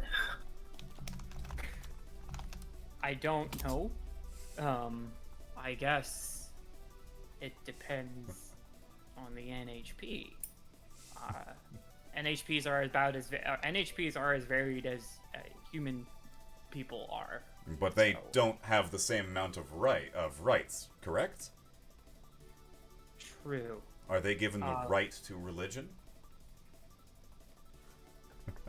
That is an excellent question. I don't see why they wouldn't be, or why I don't see why there would be any need to deny them that right. I don't know a lot of NHPs though. I know just really I just one. But All of our relations with NHPs usually are pretty business forward, very transactional. Are they? Not too much socializing time. The kid looks a little bit dissatisfied with the incompleteness of your answer, but acknowledges that there's probably nothing else to say on the topic. I mean, some probably. I don't talk to them. I don't have an answer. Yeah, he's I- well, I can't judge them for not knowing, but I really mean- like to know. Some yeah, people are friends with NHP. I'm not friends with NHPs. I'm basically gonna be like whispering to Rose, like, am I answering right at all? Rose sends a short message back. It'd be nice if there was a religion specifically for us.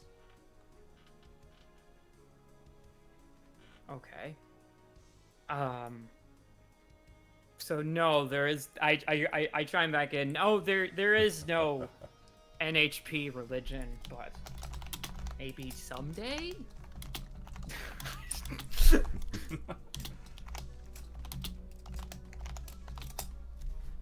Okay, well, with that, the kids' questions are for the most part answered.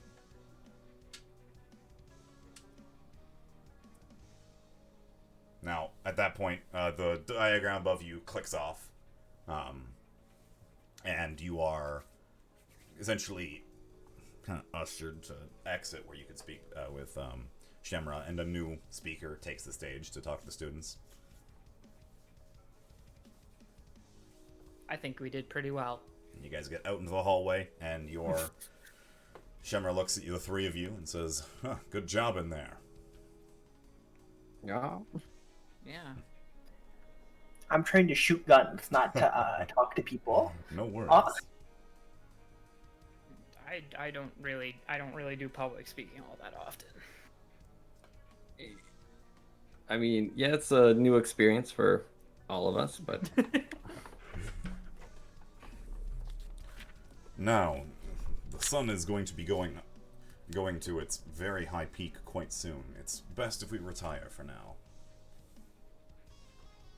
yes, it Okay. does get quite hot here. Lead the way. As you guys are exited out, he speeds lending you. He actually picks up off the table that was sitting conveniently outside a little bag and opens it up and pulls out a pamphlet, essentially, a collection of bound pieces of paper tied together with string. Here are some of the commandments of our faith. I had printed out for you, so you could read it. You mentioned being interested. The first one here is, no man, woman, or person's body or corpse should be desecrated in any way. They should be kept whole until they are taken to the temple to meet with Tet Amun for the final time. That is the first precept, essentially. Tet Amun has declared this, and it has been a consistent feature of all three cities have this same rule in place. Functionally, it essentially means that only priests have the religious permission to be doctors or healers of any variety. Do not cut open somebody's body, even to try to help them. That's for the realm of gods.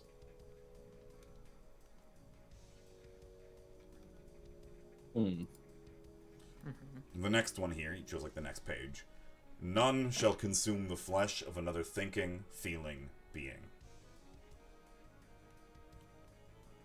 Now, in particular, I mentioned how our city doesn't have any sort of domesticated livestock. Neshret has a small population of animals that are bred for their byproducts, but our city frowns upon that as a practice. Universally, the consumption of meat is entirely forbidden, but Neshret and occasionally Hovnen partake in cheeses, milks, and eggs.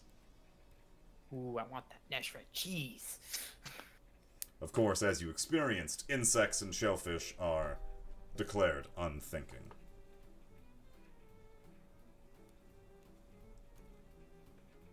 And the final, completely universal one is, the gaze of the sun is not to be held under.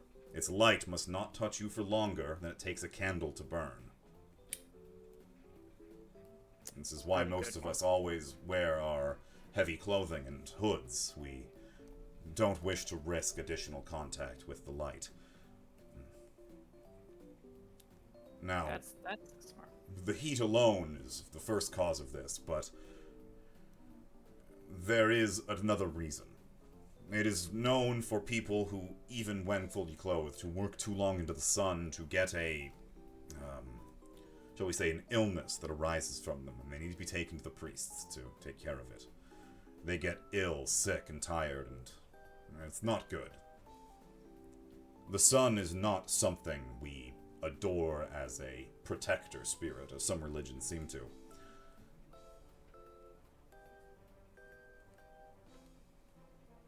Yeah, it's Almost like a devil on this planet.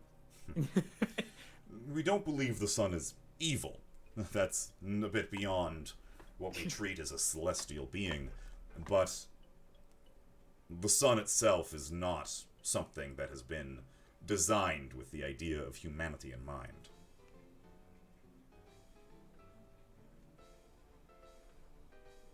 I mean, that's a good tenet to have, I guess. Now, the rest of the pamphlet are much narrower pages, but they describe a few other laws. For example, none shall drink too deep, and no well should be depleted. This is not just a literal issue of water, but also of the lives we live. It's not good to live in excess. Each individual only needs a small amount to stay alive, after all. And while having extra things is good for people to be happy, it is bad if people decide to take more than they need.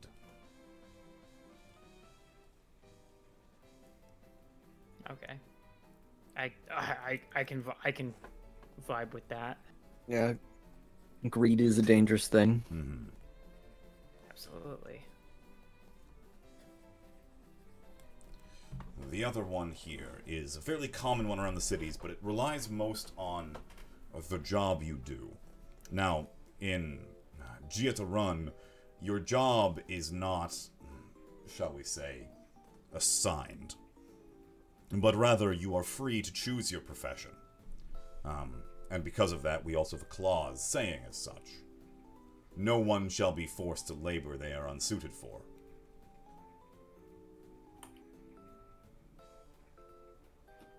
Now, we agree as a culture that most people should work if they have the ability to, but in the same way, we wouldn't trap somebody into being a farmer for their whole life if they didn't get enjoyment out of it.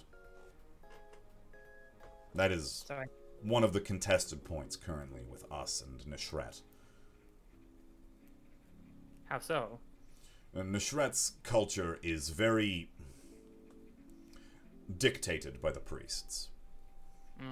They can determine what job you will have and how you will do it, and there is no escape from such bondage after it's given. Hovnen is a little bit more, shall we say, forgiving about that kind of thing, but they've got their own unfortunate issues in their society. In what way do they have the issues? I've not been there myself, and of course, as you must understand, my entire life has been raised in this city, but they mistreat their citizens. They have a division between those with and those without. The poor and the rich are a good term for it. This division is not just cultural, but hereditary. The children of the rich are entitled to more, and the children of the poor are entitled to less. It allows them to be incredibly productive in some ways, but as a whole, I abhor the practice. I agree Yeah. with you there. I agree with you wholeheartedly. I don't agree with shackling people based off their birth. Then you'll be friends in Jiatarun, then. So, he escorts you into a office in the school. It's like a cool, dark building with a couple of hammocks set up and some books on tables. We can relax here while the sun burns down from above. There's a large basin filled with water in the back that he dips a pitcher in and places on the table. Hell yeah. Water. I'm gonna drink a cool glass of water. Now, for this rest of the evening, I would recommend you explore at your own behest, but don't worry too much if you don't want to go anywhere. The heat can be unbearable sometimes. We've got no more appointments scheduled for you. Now, again, if you wish to, the next morning, take into the sermon from either John's shrine or one of the larger temples, you could. The other option is, of course, to head right out to one of the cities right away. I think I'd like to spend a bit longer here. He nods. Same.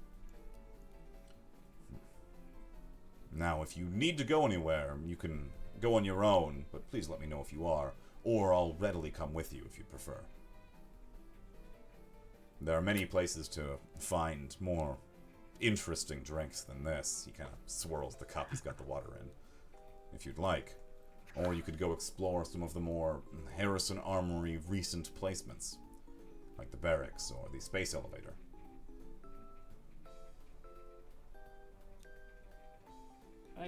I can't really handle my stronger drinks. I'll stick to water. Yeah, I'll go get a drink. Okay. I would like to try So- some local drink. Time passes. You guys hang out with Shemra. If you want to ask him any more questions, feel free. Otherwise, I'm just going to time skip until the evening. Nothing else is Yeah. really going to happen. You guys are going to hang out at the school and read books if you want. It's pretty much just like Harrison Armory education textbooks in the school right now. So, So no thanks. yeah. I'm good. Whatever the case, the sun goes down a little bit, and it's now like the later afternoon where it's a lot cooler. You guys are given free reign on the town. If you want to go bar hopping or whatever. Go hog wild. Now, if this is the time, if anybody can do a downtime action if you'd like right now, while you're hanging out in town. But again, you're going to kind of be limited to certain things, because, you know, good luck finding a big mech gun or something like that. We brought our own big mech gun. Yeah, fair enough.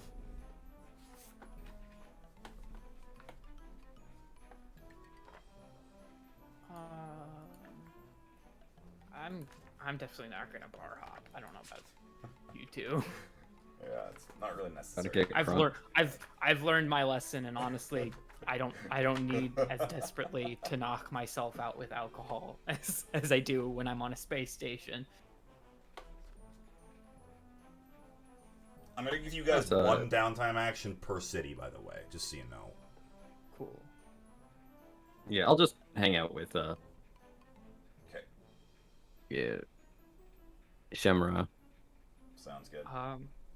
I want to go back to the temple. Like, Okay. If you want to Is it- spell is it people's a names, shrine? by the way, the names for Yeah. people's Jonas is the lady in the visitor center, Jonas. Shemra, Shemra, and John, Jawn.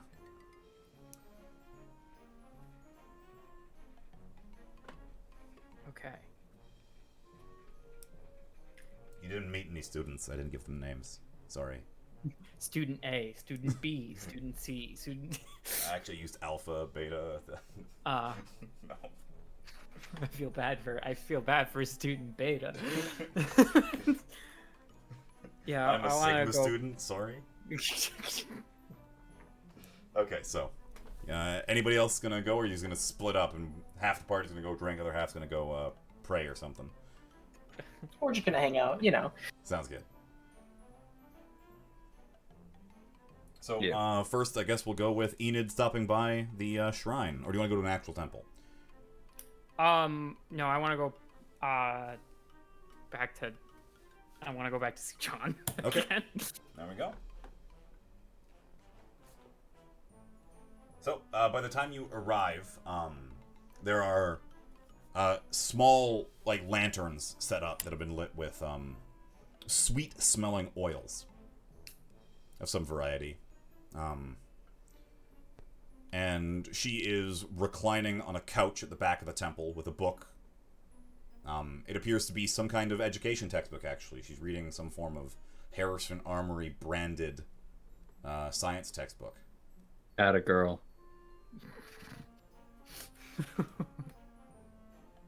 Gotta keep the state proud. Yeah. Hello. Hi. Oh, welcome back. Enid, wasn't it? Yes. I honestly don't know why I came back. I guess I was interested. You said you were a therapist? Yes, it's a word that I found fits the role quite well. Now, there's a lot of literature. She shows you the page. It actually is the science books about, like, biochemistry and the way the brain works. There seems to be a lot of literature about your people with the way the human body works. As a priest, I'm knowledgeable about certain facets of what we understand as well, and let's just say that problems that arise abound the galaxy occasionally happen here as well, and even sometimes as simple as people being sad is something we try to help. So, that's you already did this sort of work. It's just that Harrison Armory sort of expanded your. Oh, funnily enough, it actually seems to have not changed what I know too much. Oh, Most of the stuff here I was educated in the temples beforehand. really? So the temples have a lot of information then. Yes, again, information should not be freely given to the people, however. That is the word of Tetamium. Certain things are unsafe to know, or not needed. If we're here and Tetamium watches over, there's no need for people to waste their time when the priesthood can do it for them. So actually, that's a good point. That's something I was thinking about when we were talking to Shemra. he didn't seem to understand what it is that the sun does to people. Yes. The sun produces what you would call tumorous growths and decays their internal organs, breaks down the bonds between the parts of their body that hold them together, slowly causes them to die. It happens to everybody here, just depending on how much shade you stay in. And everyone just takes that as something that just happens, but I assume that the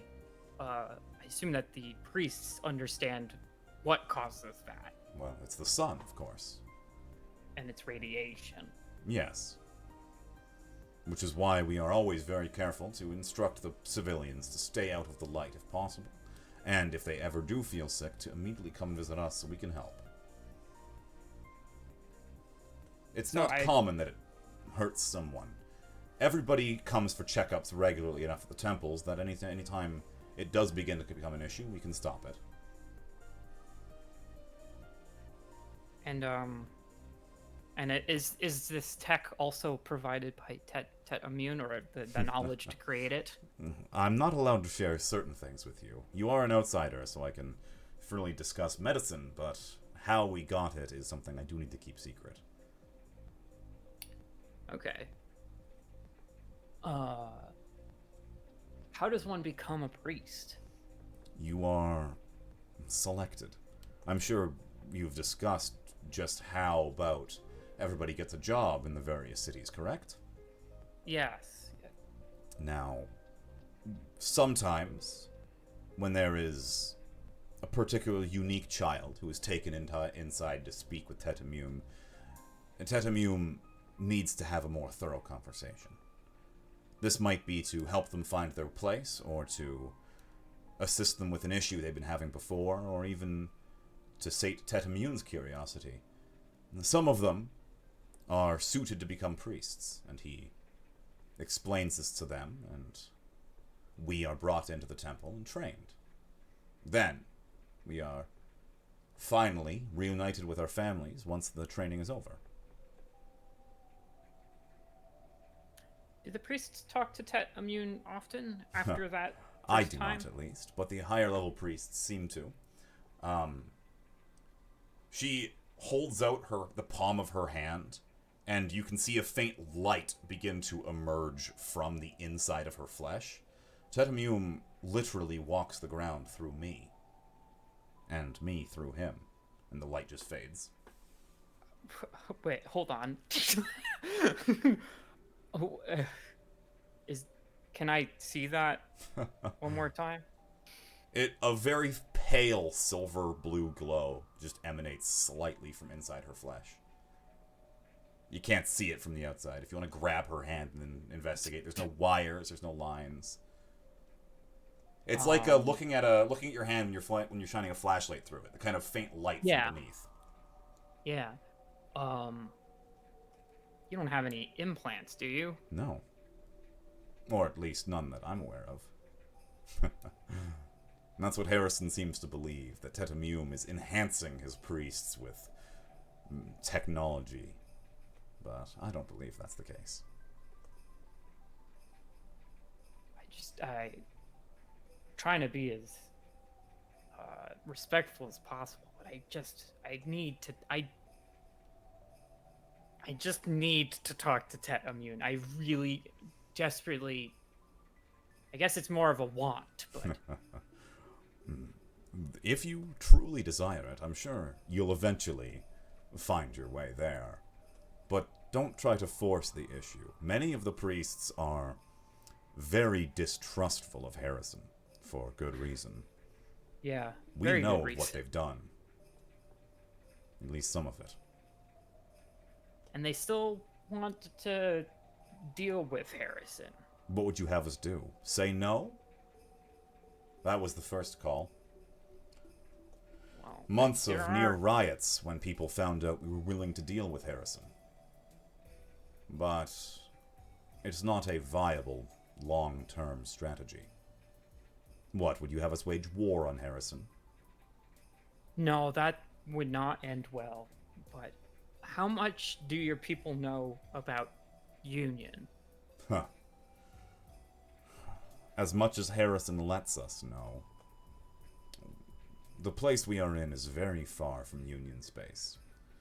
We are in discussion with a Union ambassador currently, but Harrison has every star system nearby to ours thoroughly claimed. We're aware of our precarious situation. Yeah, it's truly precarious. There's a Harrison, there's a Union representative. Yes. Where? Above in orbit right now. She gestures to the sky. They are Okay. training their own team of Lancers, I heard. Okay. People who were brought from the planet.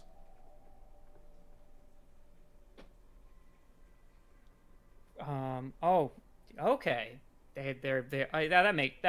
That's generally how Union tries to operate. They incorporate the people of the planets that they visit in the process.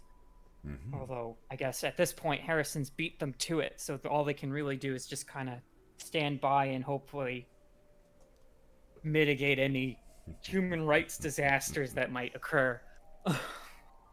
We're not But completely backwater idiots. We are aware of the political situations that's going on outside our planet, but I fear there's very little we could do to stop them. and that's kind of where Union steps in. Huh. That Union's arm is long, but we fear not long enough. yeah, there's plenty in Union that worry that it's not reaching far enough either, but they do what they can. Well, I've heard If- that they took some strides to increase their reach and ended in what you called Second Committee. Yes, that was the cost of reaching too far and too fast. Now it's a lot more restricted and concerned with the people involved as opposed to just simply crushing them underneath it. But that, of course, means that it moves so much slower. That's the cost of ethics, I suppose. But they do what they can. They place the people where they can, and would you be interested in talking to Union at all? Oh, the priests have already made their pitches. I'm not that high ranked, I'm sure you realize. But you personally, would you like to talk to them? It wouldn't benefit me, really. I mean, it's sometimes what you want isn't really about benefit. It's just about What I'm saying your is own personal anything wins. that they could tell me is I can hear from the people who have spoken to them. I don't need to talk to them. If I need you to let- know something from them, they'll inform me in time. I simply must do what I can for the people here. I see. So it's really not your decision to make what happens, Not me personally, at least. and you're fine with just with whatever decision's made. Well, if you're asking me if I want to fight a guerrilla war against Harrison, the answer is unfortunately no. Our people will persevere. Tetamune will guide us through this trouble. Well, this has been a very interesting talk, John. Thank you. Thank you. Have you eaten? I can offer you some refreshments before you go. Yeah, I guess I haven't really had dinner. I could stick around and I guess, yeah. So, she will begin preparing a very light meal of mostly fruit and vegetable matter. No grains for her. Not right now, at least.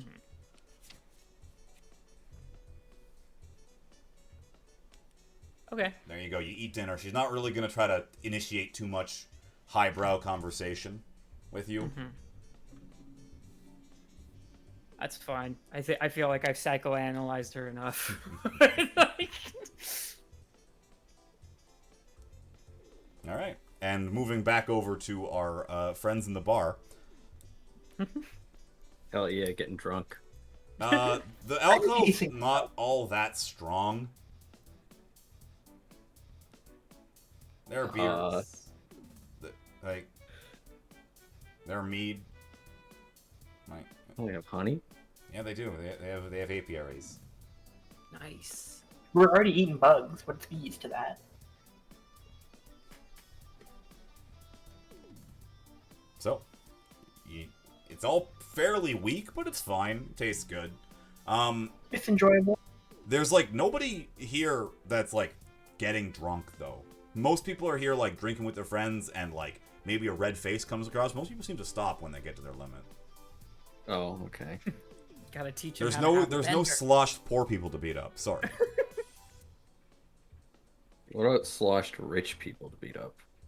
There's no rich people either. Wow, I'm gonna need to go to another town, beat up some rich snobs. There you go. Maybe. A wine bender. Okay.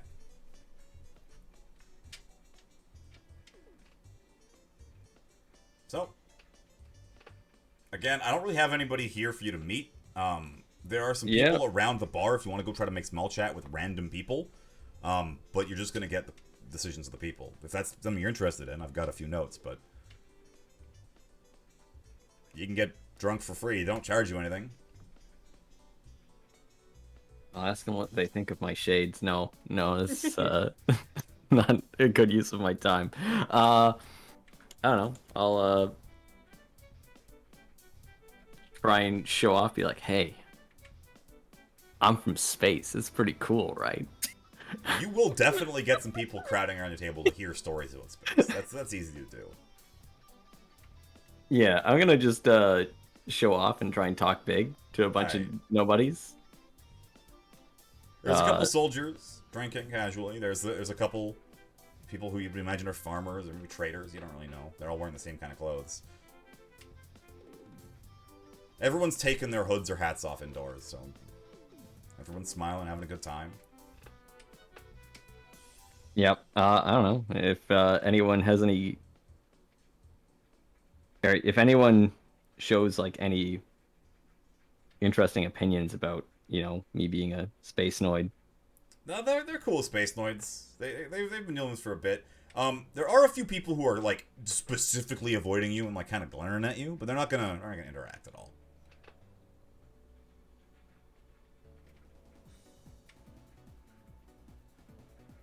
Yeah, I'll just, get a feel for the general attitude. That's about it. 7-3. Cool. More people are interested about me here than at any other bar I've been to. Every other bar you've been to, people are already in space. I'm from space too, Cool. Okay. Yeah, no, nothing important. Just All right. stroking my ego. There you go.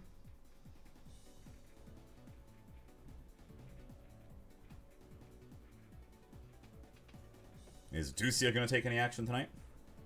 Nope. All All right. good. We're going to move on. You guys get shown to a place where you are given a room to sleep in if you'd like. It's in the visitor center. They have like guest rooms for you. Or if you wanted, you guys could go back to your base. No, I don't want to If commute. everyone else there. is staying here, I'm staying here. Yeah, I'd rather stay in town. Okay. Yeah. So yeah, not too much happens overnight. It's a pretty normal sleep. Again, no dreams. That's interesting. It's the Also, story of my honest- life. Honestly, preferable. Enid does not usually have good dreams, so no dreams is actually pretty good. All right. So the next morning, Shemra actually wakes you guys up. If you wish to attend the sermon, it would be prudent we leave soon. Oh heck yeah, let's Oh go. yes, yes, yes. All right. So he escorts you guys to. Do you want to go to John's shrine or a different or bigger temple? I want to go back to John's shrine. I don't know about the. All right. For the sake of simplicity, I'm just gonna move everybody there. Yeah. Yep. Now I'm gonna admit I didn't write a whole ass sermon for this. That's fine. I'm That's gonna fine. give you guys the cliff notes. Yeah, that's good enough. Yeah. So recently, she actually addresses this almost like she's talking like a news station. She's like, "All right, so this is what's happened the last few days." She actually introduces you guys when you show up. These are the people who have agreed to come and visit our lands and take a look at the various cities on the agreement with Harrison.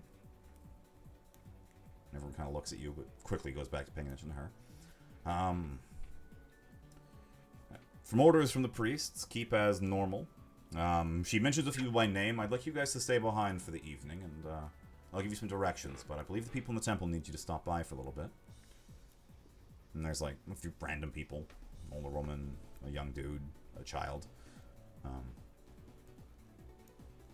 She begins to talk about general health and wellness ideas of how people should be, like, happy to have one another. Community's a pretty big focus. She brings up the idea that family is more than just religious or state lines. It's not just the blood. Your family is the people you interact with. She talks about how that every human shares the same origin, wherever that is. And although many people don't have Tetamume in their life, she talks about people in space mostly here, Tetamume is at least welcoming to all. And just as that is, everyone should be welcoming to not just our fellow space noids, but people from other towns and cities who don't have their approach to the way you handle issues. People from Hovnen and Neshret shouldn't be discriminated against because they're not like you. You notice this is, a few people are actually, like, not openly agreeing with that right away, and they don't seem to cheese, she's, like, taking that angle. A few people would like to hear the exact opposite, actually.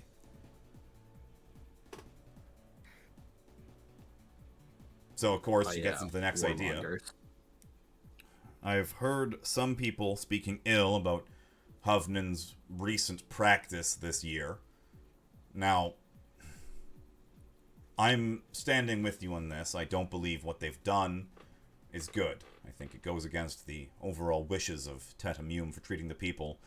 But their priests do have their right to make that choice. And aside from that, she doesn't get any specifics on it. But she just continues her sermon, speaking to people. At the end, there's a small group of people who speak to her one-on-one for a little bit, and she talks to them, like takes them to the back, and they go. Some of them seeming happier, some of them feeling sad or kind of whatever. But people essentially are slowly starting to trickle out of the temple.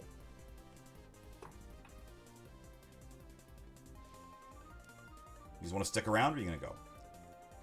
I guess I definitely need to follow up on what Hovnen did. All right. So you guys stick around. Get your Spanx to speak with her. So her undivided attention is yours, at least for a little while. Oh, hello again. Welcome back. What did Hovnen do? Hovnen has declared that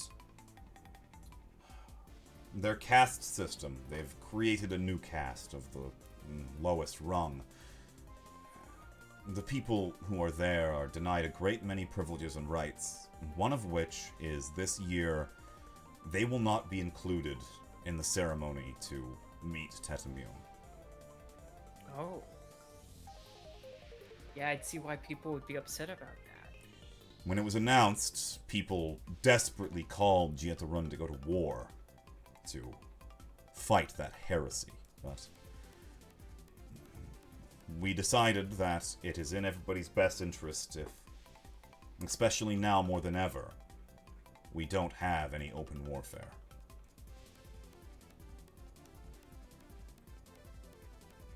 Mishret has been not as forgiving and has launched a series of raids against Hovnen, and they've been fairly successful, but neither side has taken significant losses yet.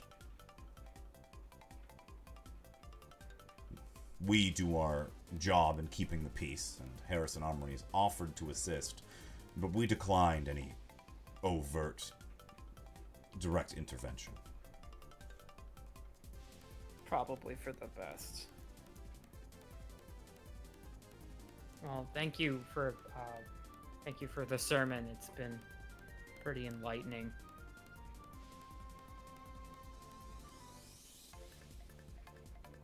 Okay. I Anybody else have more questions for the priestess? No, I think I'm good. Yeah, same. All right. You guys can go eat lunch or whatever. I don't know. Time's gonna pass. There's nothing really else to call to your attention in Jiet Arun. If you want, you can go like tour the military facilities. And that's about it.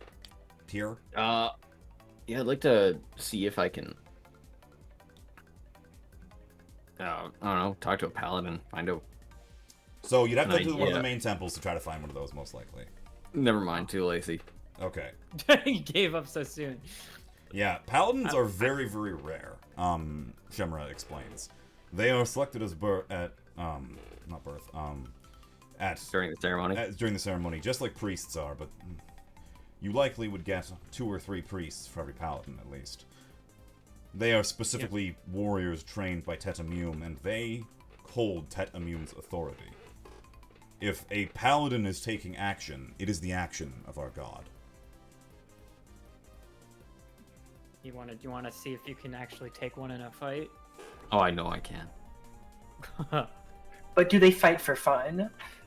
That's a good question. Paladins are removed from the cultures. They don't have city allegiances as such.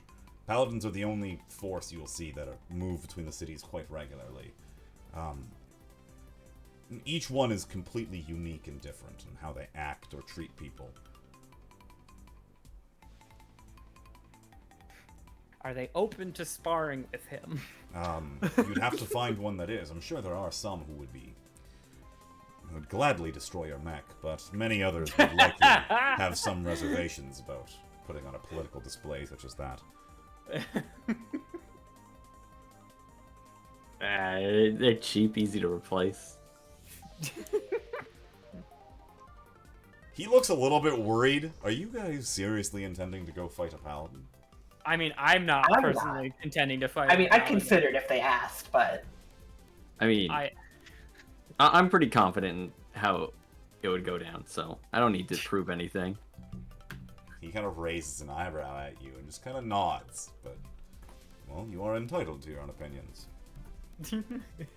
However we get to wrong even they see might be. one. You've never actually seen one. We've been on the surface for 3 days. Yeah. You've also not gone to any major temples or political gatherings. We could do that at some point, probably. Do you guys want to visit the temple of Jiet Arun before you go? Like the main temple of the city? I mean, if it means either we get him in a fight, we get him in a fight with a Getting paladin. my ass kicked. Yeah, Well, we can't fight with Paladin in a temple for sure. That's definitely not kosher. yeah, but like, I mean, they can step outside. I'm also still, trying my best to get my foot in the door, talk to Tet Amum. Alright. So I guess we should probably go to a major temple for that. Alright. And So- I'll settle for the consolation prize of seeing him get his ass beat. You guys head to the main temple. I'm going to assume you go. It's to see Yep. it at the very least. You can see it Yeah. pretty much anywhere in town. It's the only building you can see on the horizon. It's big. Like we're talking Sistine Chapel plus kind of big. Whoa. It's a big building. It is clearly contains multiple campuses and dormitories, and like it's not just one building; it's a complex. There's a large staircase heading up to where it is, and there's people all along it. There's lots of people around. There's a lot of people going to the temple to visit. It's not just a few people. And you do, in fact, spot your first paladin. Standing on one of the balconies by the staircase, looking down, is an very, very bright chrome suit of power armor. With a large sword on its back. Like, mech-sized sword. But this is clearly the size of a person. So it's a half-sized mech, functionally. And its light is intensely reflecting. It's got curved plates, and there appears to be no discernible lights coming off of it in any way.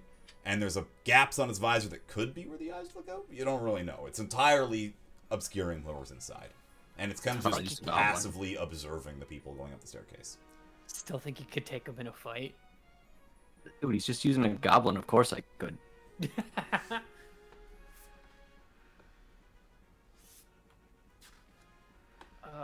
Yeah, I mean, I don't really want to talk to the paladin, although it's nice to see that they do exist. You know, I have more etiquette than to just see a man in armor and immediately challenge him to a fight.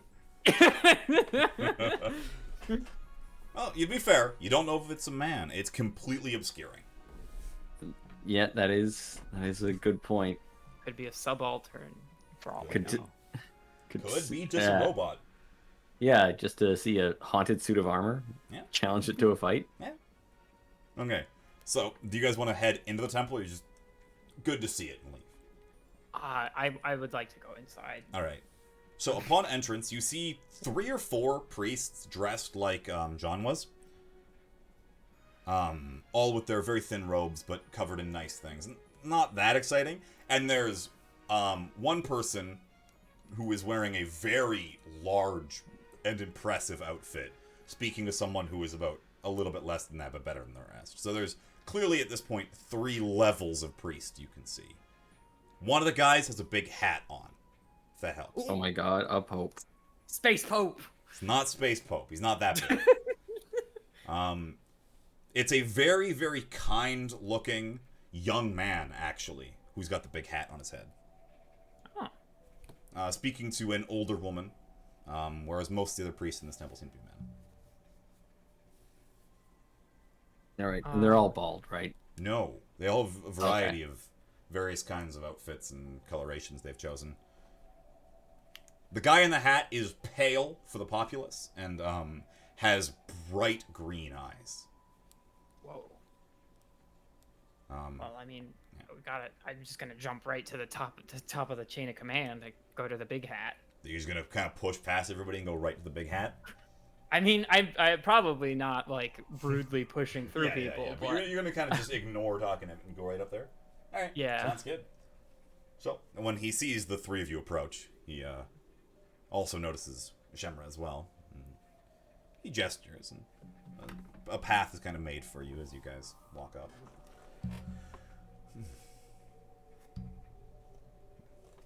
Welcome. greetings.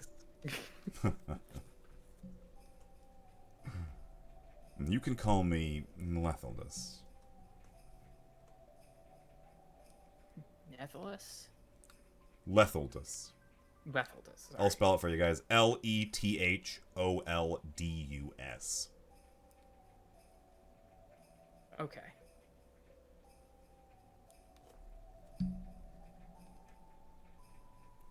Hi, Lethaldus. My name is Enid. Welcome, Enid.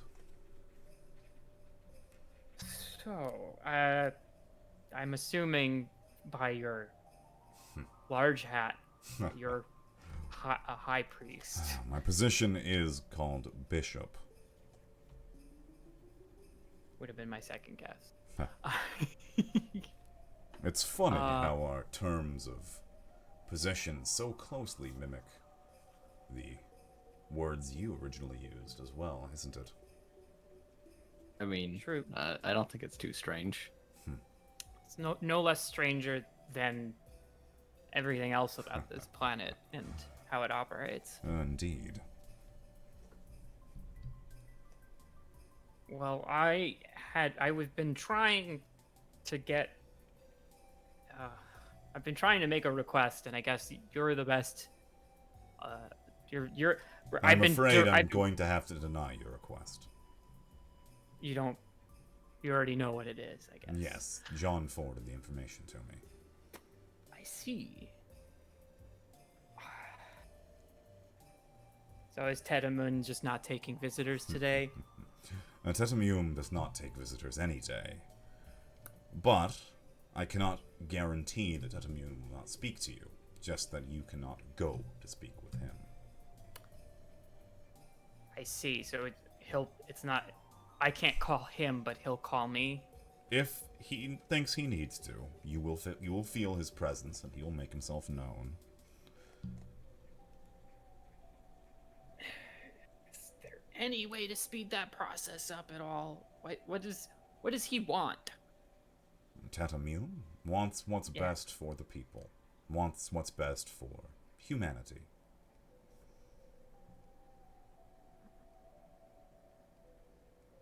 Do you think Harrison Arms is what's best for humanity?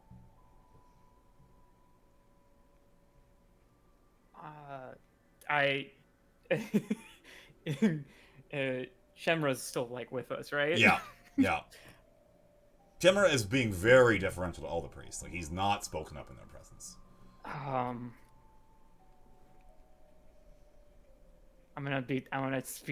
gonna try my best to say this as quietly as possible.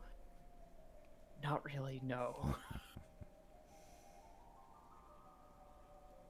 But, yeah, I don't really have anything other than Then no. that. I spoke to John about why you've chosen to deal with Harrison Armory. It's kind of, I guess, the lesser of two evils working with Harrison as opposed to There's working more against in Harrison. play than what John knows, but yes. Working with Harrison is in Tet Amum's best interest, or at least so he has proclaimed. So he made the decision. Well, it is best to think of a decision made by the clergy as a decision made by Tet Amum, for we would not speak without his permission. Interesting. And I don't suppose I am worthy to know how the situation's more complicated than I've been told. He kind of leans in a little bit and whispers, "Why should I trust you?" I don't really have a good answer to that. Well, I'm gonna think about it from our point of view then, and try to come to a conclusion like that. Maybe if you visit Hovnen and Nishret, you'll have a clearer picture to work with. Okay then. Now, while you're here, is there anything else I can help the three of you with? I'm good. Yeah, same. So as he says that, and you guys are about to all clear that, a door kind of clicks open and bang, and a very tall woman in power armor with no helmet attached and two axes buckled to her hips strides through the doors and pretty much just walks and grabs one of the priests by the cloth and says something you don't hear, and the two of them walk off.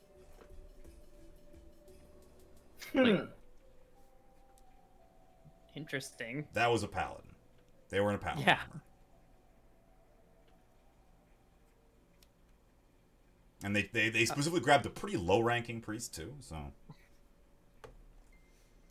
But upon seeing that, Litholdus kind of just... Now, do you mind?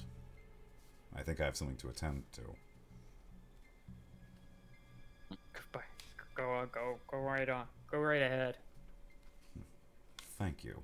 And he begins to walk over to where the door is. Why did they say something you don't hear? What?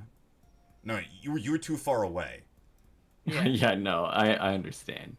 Okay. Oh, you're making a joke of that's what they said. No. Yes. Yes. Okay. Anything else you guys want to do while you're up here? I mean, I've everything I wanted to do here has been a kind of a bust, I guess. I do want to check out the other cities. I mean, yeah, we gotta. It's literally your mission, but Yeah. That's what we're being paid to do. Yeah. If there, I have nothing else to do in this city. Okay. Where to next then? I want Neshret cheese. Really craving a good cheddar right now. I have it in my notes. That's the first thing. That's one of the things that I've written tonight. Is just it's probably a Neshret soft cheese. goat cheese, if we're being honest. But I love goat cheese though. All right. So, I believe Nishret is next on the menu then. If you guys leave right now, you will travel through the warmest part of the day, but you will arrive in a cooler part. how good's our max AC? Fine. Fine enough. You're not going to take Yeah. heat damage, that's what you're asking. But will it be uncomfortable? It wouldn't be... I mean... It's fine, does- but, like, it's does still, it- like, actively hot. Does it cost system points to have a little hand fan in there? No. You can have one of those, like, desktop ones that USB plugs in and just spins air at you. I have like maneuvering arms on my Mac. I'll hold up a fan to my Mac outside my Mac. You'll go to the market stalls and find the biggest fan they make and just fan your actual mech down. It's about being extra, so I got these arms on there.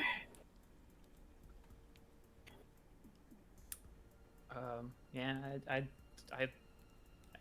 I got my flex suit. I can deal with it, and my little fan.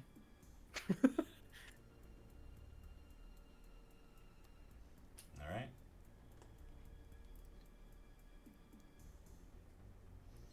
So, with that, you guys travel to Neshret. So, there is essentially a no man's land between Geoda Run and Neshret, where the land begins to die again in the middle. And then when you cross into Neshret, it is a flat place, and there is a lot of farmland, like way more than Geoda Run.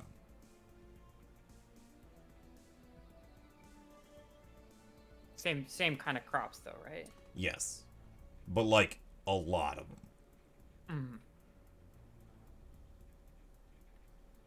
If you guys were looking it up at all, Neshret produces the majority of the food planet-wide. Okay. I can see why they wouldn't want to. Jedarun wouldn't want to start a war with them then. So, you guys, do you want to drive your mechs right into town, or do you want to get out and walk for a little bit when you start seems approaching buildings? It seems less advisable to do it here to drive our enough. mechs in. Okay. Do you guys want to wear disguises or your hard suits and weapons? I mean, I'll wear like the local clothes over. Okay. It's going to look a bit Stay. bulkier than usual, but you can do it. Assuming it's not an assault or a heavy hard suit, you're going to be fine. No, though I imagine the flight system might kind of be noticeable. Yeah. Do you really need the flight suit right now? Yes. All right. Are you Yeah, telling I'm me gonna- you don't want to be able to fly? Look at who you're asking that question to. Look, you're flying on the ground. It's a good point. It's less. I guess it's not as bad, but there's still so many ways that could go wrong. Name one. Gravity from Never from heard of it. Terminal velocity. Any of that ringing a bell? I've heard of the downforce. All right. So, I'm gonna wear similar clothes too. all right. And is Ducia which kind of clothing? I actually don't know hard to say. I will check your token. It'll have the information. I have an assault hard suit on. I'm gonna be pretty hot. Yeah. Do you want to wear that, or do you want to wear your? No. Assault hard suit actually has like recycling systems and stuff. It's cool in there, but it's also gonna stand out a lot. I mean, I guess I won't wear it. Okay. So, All clothes for you. all right. You change in your mech, and you all head out to have a night in the town. Shamra is actually with you. He has taken a small car, a Harrison branded little coupe.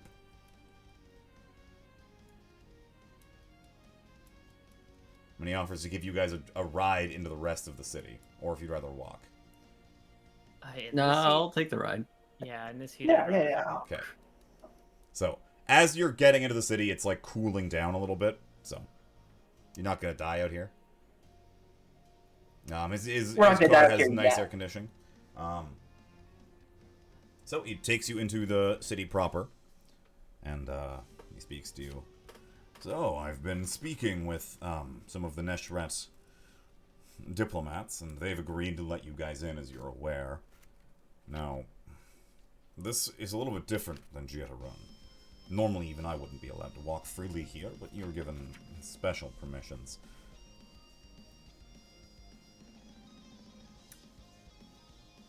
That's good.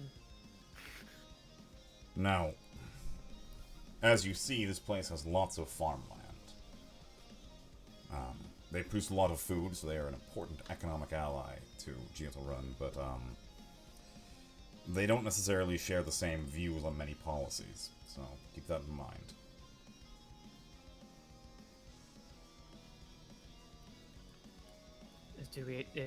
I guess we could go to the visitor center that's here.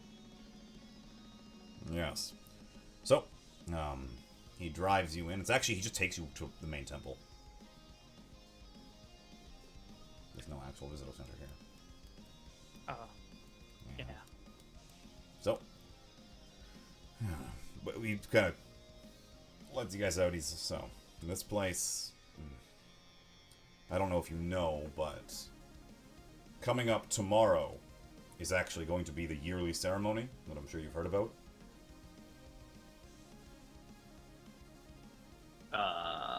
You mean the ceremony to for the people Yes, coming of age? Meet Yeah. Tetamuum. So this is going to be the first year under their new law. No, that- this is the and Hovnen has Oh, the new law. right. Right. They do it a day later, though. Neshret and Jiatarun will be doing it while we're gone. Neshret, however, does it multiple times a year.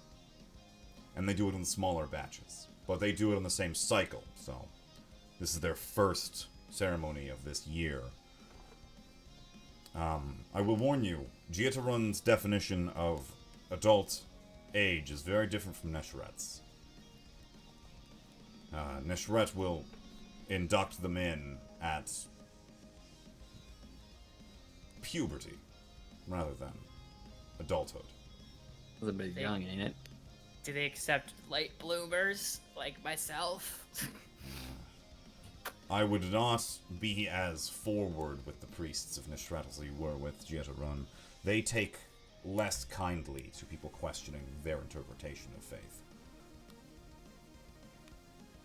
Fine. It's fine.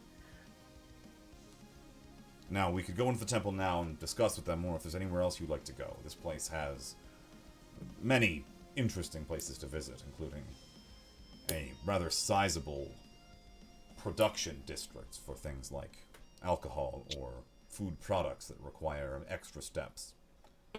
I haven't lost sight of my true goal of getting some of this cheese. Well, we can take you to one of the cheese makers then. Again, Harrison Omri has agreed to cover your bill while you're here. But traditionally, people of Neshret do carry some form of scrip or currency. So he hands you some tokens. They look to be ceramic, even. With slivers of metal in them that are going to stick out a little bit. These are given out directly by the church to each person as like a rationing system. Interesting. Each one of these should be able to buy you enough food to feed a family of 4 for 1 week. Damn. He pulls out a smaller pouch of individual little chits. These ones, however, are made for small purchases. You'll have to haggle, but the going rate is roughly 1 per meal. If that makes sense. Okay. So he gives you each 1 of the big chits and 5 of the smaller chits. If you need more, I've got extras, but I wouldn't want you to invite people stealing from you. Oh, is theft a big problem here? These Neshret people are, not very... They don't really have their society together, right? They're a lot less useful people, which means people are worried, and they steal to try to get themselves ahead. It's sad.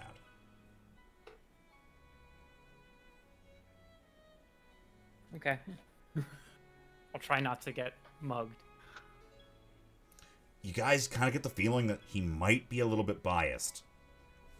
Yeah. So, moving forward from there, you guys get taken to the cheese district. Yeah. Again, there are pastures. There Hog out are my right now. there's small cows and goats. Here. There's not very many of them. They seem to be kept fairly well. They're not in, like, large industrial complexes or anything. The animals also feel like they're from Cradle, right? Yeah, no, they just look like straight up like normal animals. No, not alien at all. That is interesting. Yeah, I want some cheese. I'm gonna get some cheese. Sounds good. So, you guys head into one of the various cheese makers, or more accurately, Shemra takes you to one. The guy at the back of the building kind of looks a little bit suspicious of you guys, but he agrees to just give you guys all some cheese. Heck yeah. We've earned this. There's other food brought to where you guys are going to be as well, and you kind of all get guided to a place where you can eat a proper meal. There's yogurt and cheese. There's lots of veggies and fruit. Grains. Berries. Sounds good. Oh my god, I am definitely getting. If you thought the crickets made me hungry, this is making me hungry. Yeah. One of the meals is a very spicy stir fry they make up with fruit in it. Slices of, you can imagine, be like similar to a pineapple or a mango. Some of it is, like I said, like a yogurt bowl. Some of it's cheese based. There are some insects as well, if you'd like. Fried spider. Whatever. Ooh, fancy. And there you go. You guys eat your meal. I'm not going to describe it too much more. Yeah. Moving forward, you're given the option to... It's nighttime now, so we're getting to evening. You can head to one of the bars or eating places that are for like communal gatherings, or you can head to the temple tonight before you go to bed. Don't want to railroad you guys too much, but that's pretty much all there is to see in Neshret. Well, once again, I'm not interested in drinking. I don't know, I'll just go to the temple. Now, yeah, so when you're coming to people here dress in a lot more drab colors, and their clothing is less nice. Almost universally. Everybody seems to be, I wouldn't say poor or like not satisfied, but like no one has many things in the way of luxuries, really. Like, you don't see jewelry, you don't see makeup. It's more of like a modesty thing, right? Yeah. Okay. So, you want to go to the temple? Yes. Perfect. So, there, when you get brought in, Shemra actually goes ahead. He's like, I gotta let them know you guys are coming, because you can't just stomp in like you did with the previous temple. And, soon enough, very similarly dressed to the woman you saw in the previous temple, so the nicer one, but not a bishop, comes out to greet you directly, and it's an older looking man with, since like the sun's down, he's kind of revealed some of his skin. He's got covered in wrinkles. You must be the visitors from off planet. That is us. Well, what have you come to our city to see? Well, first and foremost, I really had to see for myself. I heard that you had cheese and other animal products, and I had to say I was very interested in getting something a little more substantial in my meal. He smiles at that. Huh. Well, I'm sure you were satiated then. Oh, for sure. Now, this is unordinary. Most times we don't accept visitors, especially with the recent tensions brewing, but I've heard that Harrison has been taking strides to repair previously broken trust.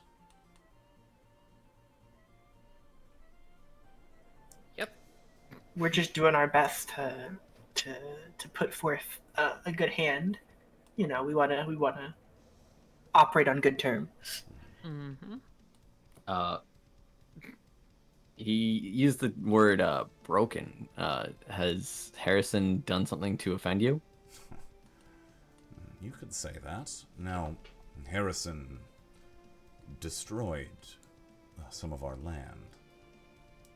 Oh. That seems very out of character for them.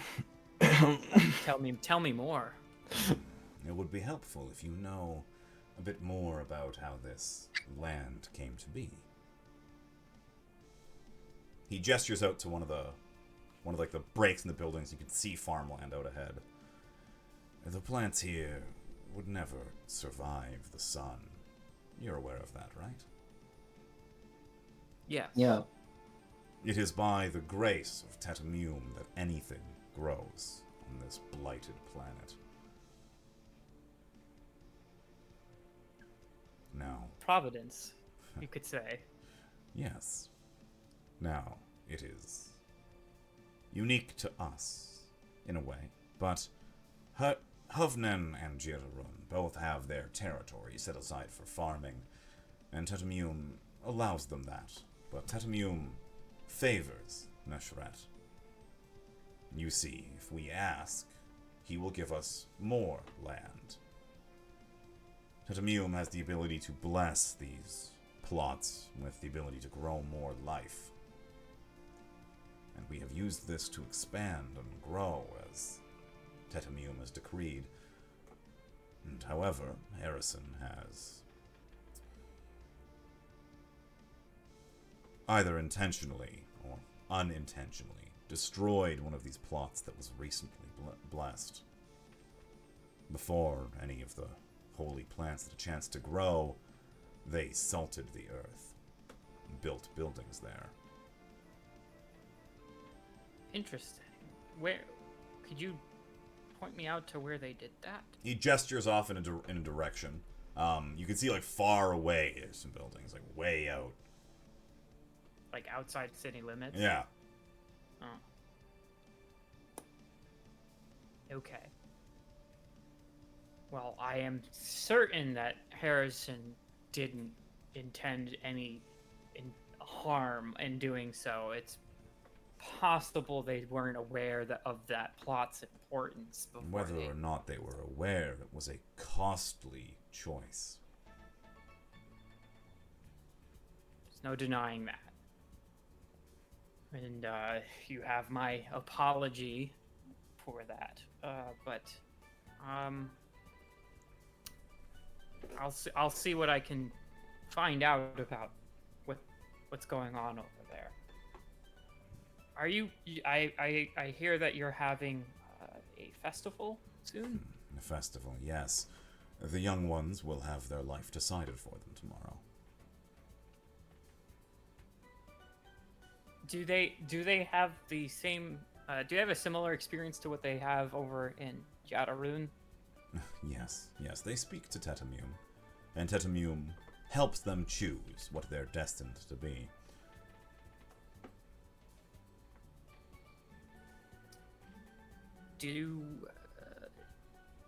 And I assume the priests also speak to Tetamune.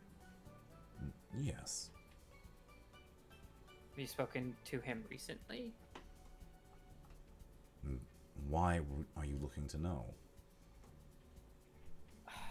I mean no offense by this, but I'm interested to speak to Tetamune someday. It is unlikely to be something I can set about happening. Yes, I was told something similar in Jataroon. I have to be chosen by Tetamune to speak to him, but Now, I'm trying my best to figure out how to make let that us happen. frame this in an angle you might easily understand. Are you familiar with the term precedent? An idea Yeah. that because it has happened in the past, it can happen again? An outsider has never spoken with Tetamune before. That is not to mean an outsider never will. But it means that us, as lawmakers and overseers, have no way to interpret your wishes into a feasible set of actions we can take. And without direct guiding from Tetamune, it is unlikely we are going to change laws just like that. Are there laws about outsiders? That's the reason. In our previous cycles and laws, there's never been a need to worry about outsiders. So we've never classified anyone as such. Simply, people from any city may claim refuge at any temple and stay there for as long as they need. At least that's what we believe. Jietarun and Hovnen, however, seem to have flown in the face of that decree many times.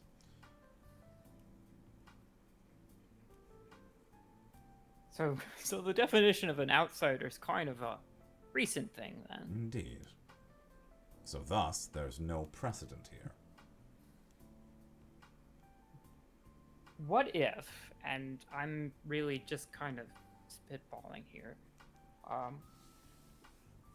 what would it take to cease to be an outsider?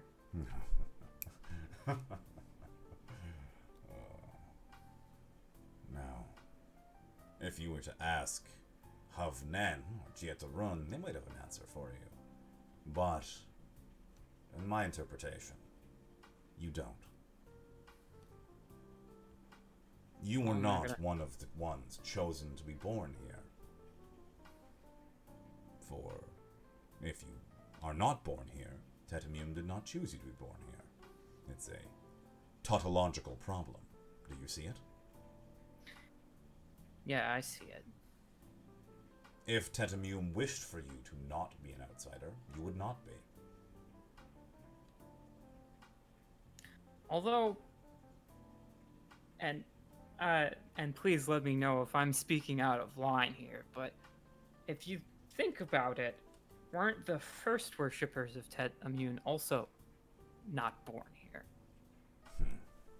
You speak back to the old tales. I do. Now, what's to say that Tetamune didn't come with them? Now there's a question, huh? Tetamune could have been with them all along and guided them here. I'm afraid we won't know for sure. It's been a long time since then, after all. Hundreds of years, thousands even. I assume you can't just ask Tatamune. Why would I? Does it matter? Well, depending on how many outsiders end up coming in, it might. Yeah. In an ideal world, none. But we don't live in an ideal world all the time. Now, Far it's a from it. common Perfect misconception with what I've heard about you folk, that you treat any god you hear about as omnipotent, omniscient, as perfectly moral. Tatamune is a being. A being with a large amount of vision, a large amount of reach, but Tatamune cannot know everything. Tatamune cannot change everything. For if he was, then the world would be perfect, and Hovnen and Jietarun would be just like us.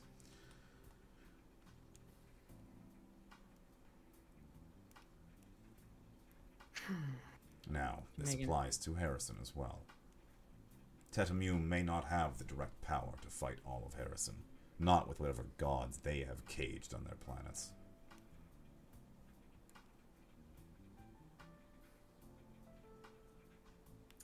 Are there others like Tatamune?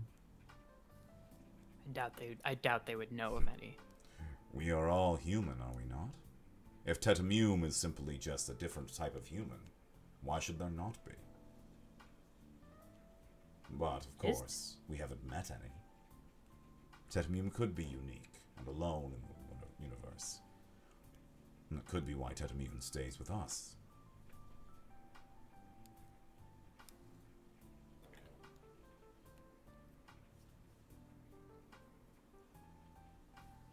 I don't really have much else to ask you, but I have been thinking about this question that I've been asked recently, and I feel like you'd have better insight into it than I do.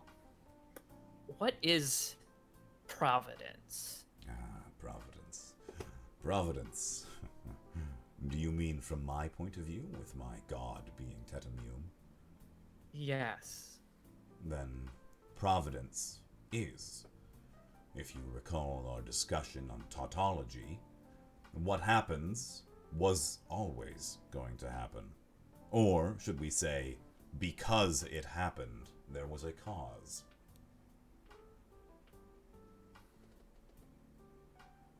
Interesting. Very different from what I answered when asked. You likely were held up by misconceptions about previous gods and demons you've heard about. Well, there's no denying that my perspective on Providence was skewed by my own personal experience. That's for sure. That is the kind of question one cannot ask without understanding that every person is individual.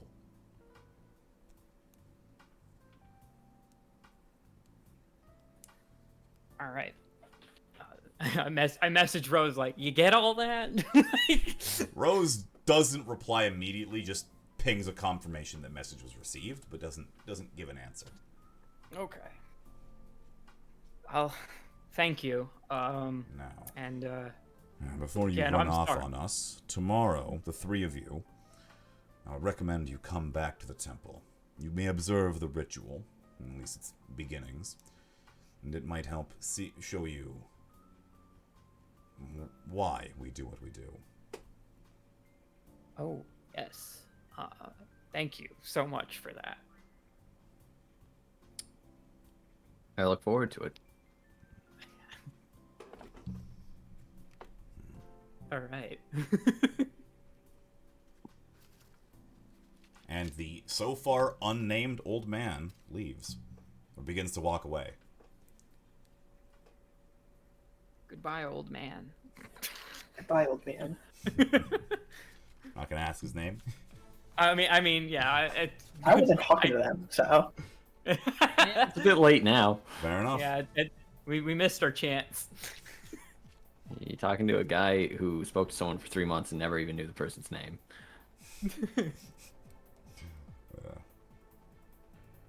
All right, so that evening, you guys are gonna kind of Shemra is like, we don't really have like a building owned by Harrison here, but I've talked with one of the merchants who has a family here, and he's agreed to put you up for the night. Okay. Cool. Now, does he got Nintendo? Kind of doubt it. He might have a Genesis, though, judging by how okay. advanced these people are. Well, it does do what Nintendo don't. So. Which is appear on colonies. Their new tagline, Sega's rebooting. Paracausal video game systems. It's thinking. Yo, they got Phantasy Star 3 on the OmniNet. No, it's still Phantasy Star 2. It's just a different update patch. Phantasy Star 2 online is gonna live on forever. All right. It survived all three. It's gonna survive all three committees. All right. Okay. So you guys get taken back to the merchant's building. It's not great looking. It's like, a fairly sturdy building, but it's clearly been used for a long time. And yeah, you meet his family, wife and 2 kids. I You eat dinner with them. yeah. I'm not gonna bother writing their names down because they're not important. Yeah. Rude. You're right. It's very rude, but at the same time, they're not important. Don and his wife Dawn and Jane and Jane, Tane, and Thane. Whatever the case, you guys want to hit the town before you retire, or are you just gonna? I'm just gonna sleep. Okay. I don't think I want to hit the town in this town. Sounds good. Yeah. So, there you go. The next morning comes up. You guys want to head right to the temple, or do you want to go visit around for a little bit? I'll just go right to the temple. Okay.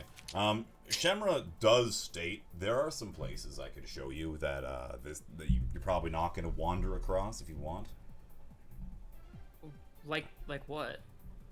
Well, I can take you to the school if you like. Nishret's a little bit odd. You may want to observe. You know what? Sure. Okay. That's a solid pitch. I would like to compare and contrast as best as possible. So, you guys get escorted, and he takes you down there. So it is clearly not really...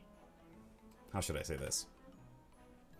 In pursuit of the optimum education, it is more accurately a church school.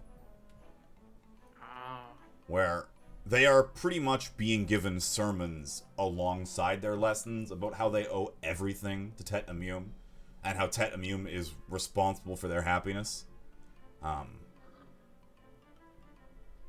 And that they are loved, but at the same time they have an obligation to return that love because Tet Amum is just that good.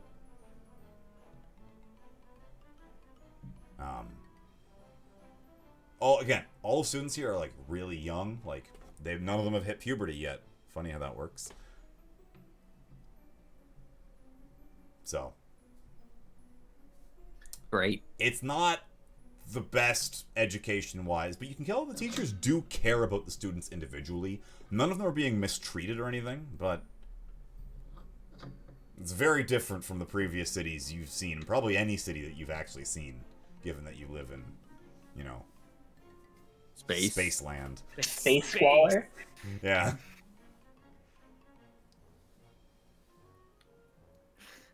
Not a lot of Catholic schools in space. Now, as you guys are escorted back in, you come across a funeral procession. being taken to one of the, not the main temple, one of the temples that are in town. You notice at this time everybody's wearing a variety of reds and browns as they lead this very shawl-covered body towards one of the bigger temples, escorted by a paladin at the head. In fact, you recognize this paladin. It is the lady, at least you can presume it's the same lady. She's wearing the same armor, she has her helmet on this time, with the pair of axes. And she is walking at the back of the column a good 20, 30 feet back, as she just kind of watches them carry the body. Shemra kind of stops you to, I believe that was a rather high-up bureaucrat of the region, a respected elder. The passing of someone like that is a significant affair around here, and it means that someone will have to be selected to be do the same job they did. Oh. Big movements happening. The paladin is likely going to evaluate many people in this town and choose from them. Mishret trusts the paladins to make judgments such as that. The paladins are kind of more like a direct hand for Ted Immune. Mm-hmm. If you won't, we can stick around and watch. I do love observing local rituals. But if we stick around too long, we might miss the first few steps of the other ceremony. So. Yeah, I think I'd rather see that. Since yeah, me too. Okay. The deliberations will likely go on all evening, so we can come back later and observe who the paladin picked. Okay. So, yeah, you guys get guided to the main temple. And as you get there, there's like a pathway of youths being led up the temple steps with their various families. They've all appeared to be dressed in like an identical looking ritualistic white robe, similar but not as fancy as what the priest would wear. There's no gold or silver on them, but they're very clearly old clothing, but well kept. Likely these sets of garments are carried between generations, and each child wears the family garments to go up.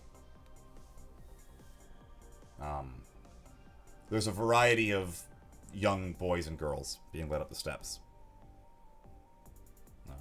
You get escorted into the temple as well as while they're getting in, and they are taken aside to one of the rooms where you're allowed to observe, and they are essentially stripped out of their large garments and given dyes and paints, and they kind of mark themselves in specific ways ritualistically, and then they're all given a specifically brewed drink.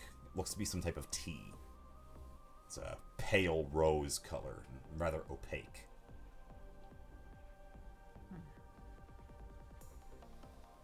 They're all very passive in this. Everybody around them is kind of solemn. You notice some of the kids look like they want to do something else, or they're bored, but they just bear with it. None of the kids speak out or try to leave. It's a pretty significant affair for them.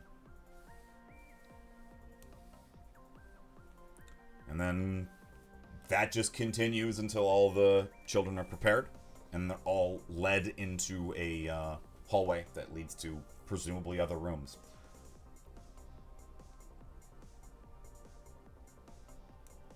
And I guess that's where our observation ends. Yeah, you're not allowed to go any further in, sorry. But what if we asked really nicely? Yeah. You gonna go ask really nicely? Yeah, I'm you not, asked but someone really else nicely might. because I've been just. Hey, is that tea like specific to this ritual? Yes, that tea is. One of the younger priest women says. It is not necessary for the ritual, but it helps. It calms the children down, you see. Ah. You know, I have a stress problem. And I do like a good cup of tea helps soothe my Smoothing your nerves. way in. Alright, straight up, they're not inclined to give you this cup of tea. if you would like to roll a dice and make that happen, go for it.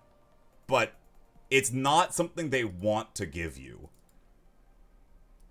I don't have a lot of good social skills, but I would definitely like to try. All right. I can use my new skill of takeout to try and get you some. Oh no.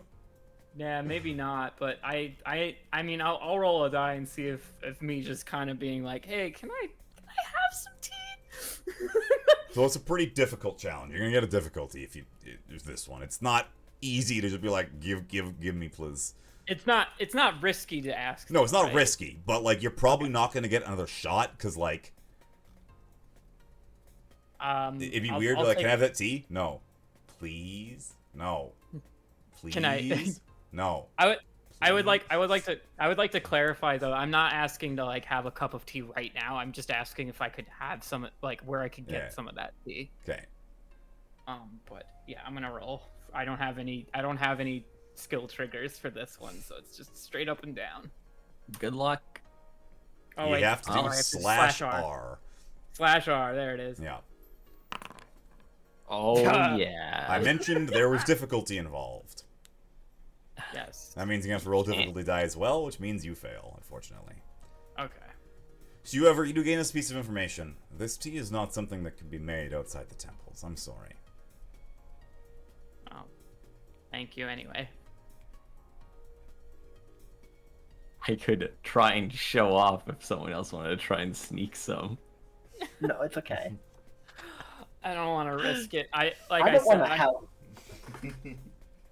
Okay, what if I Stealing gave is someone wrong. else my suit, wore some random civilian's clothes, and just stole some?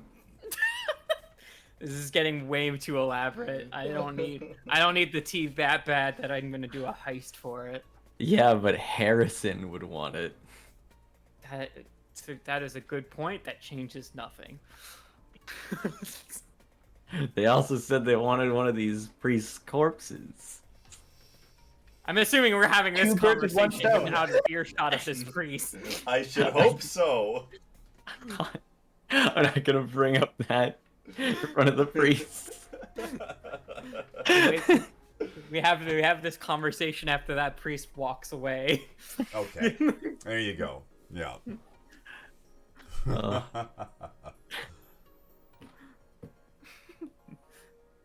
Uh, Well, say la vie. I tried my best. There you go.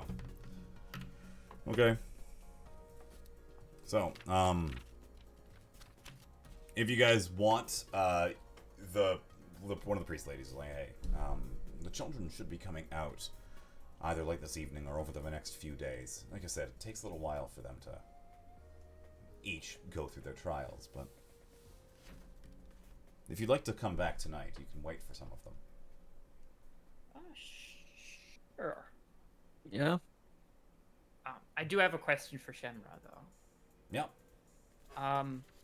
Is that tea part of the ritual in Jiadarun, or is this Neshred? I couldn't confirm it's the same, but there always is some sort of ritual drink and bodily cleansing. I'm not familiar with any of those garments or the paint, though. That's a regional difference, I assume. I don't remember mine well enough to recall if that was the same tea. Sorry. It's okay. I know I also assume that I can't just walk into a temple in Jiadarun and get some of that sweet tea. Probably unlikely. I mean, if we hurry tomorrow, Hovnan's doing theirs as well. I hear they're giving out tea to everyone. Yeah, third time's the charm, right? You guys want Well, you know, to I'm- rush to Hovnen then? You know, I'm a noble on my planet, so I'm entitled to this. Since when? I'm not from a planet. That's when. You know, anything with a gravity well can count. You know, I'm an orphan, so you never know. It's a yeah. That's Yeah. an interesting way to think about it. I could. There's no evidence that I'm not, so I could be. It's basically a 50-50. I don't know. I don't want to like rush our itinerary, but I do kind of want to see how Hovnen does this. Yeah. All right. So if other people are So- cool with it, yeah. Do you guys want to leave tonight and get there so you can spend the morning in Hovden, or do you want to try to? Yeah, I would like to try that. So- And as for the night activities before we leave, Yeah. I'd like to see the Paladin's succession. Okay. Yeah, I want to look at the paladin. We should probably have someone stay here though to take notes, like, because you know I- Harrison wants notes taken from. Yeah, I can stick around. All right. Thanks for taking the short straw. Okay. So, you guys split up into your two groups again. Yep. We'll do the paladin first. The nerd group and the other one. This isn't like a will reading that much, but rather this is the paladin is speaking out in front of a group of people and like sits each one of them down sometimes and has a conversation with them. And you notice, like, you're watching this from outside, there's 15, 20 different people who the paladin directly interviews, and then a few the paladin just dismisses immediately. She noticeably does not take her helmet off for any of this.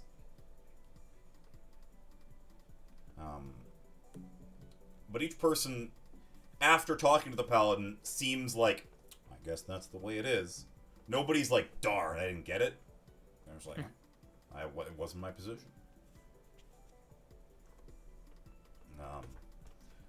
Some of the questions are specifically about how they handled certain jobs in the past. It's like, it's a job interview, pretty much. The paladin's just talking to them. What have you done recently that shows off your ability to do this? How would you handle yourself if this happened? All of the voice comes through a heavily modulated helmet. You can't really hear who the paladin is as a person behind it. But everyone seems to be completely trusting of the paladin.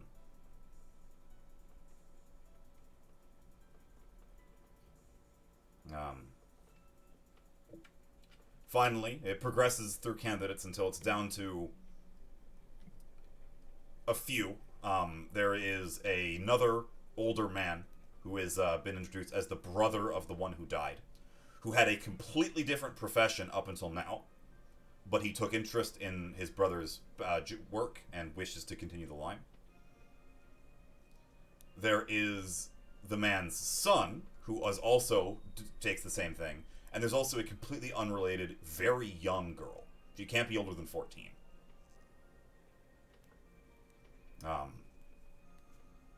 And again, the paladin takes them all aside one by one into independent rooms.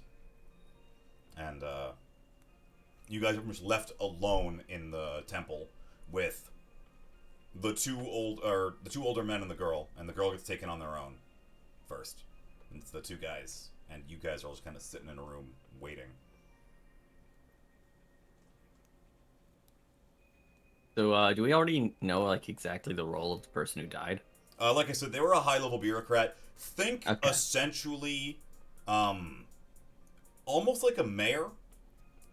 They were responsible for managing pretty much all lesser legal affairs in town that didn't require direct priest oversight. They made sure everybody's wealth chits were distributed evenly, and that any issues with that were dealt with properly. All right. It is a role where, like, being that role affords you a great deal of power, Yeah. if you were inclined to abuse said power. But it also is a role with a lot of responsibility as well, and would likely be a great deal of work.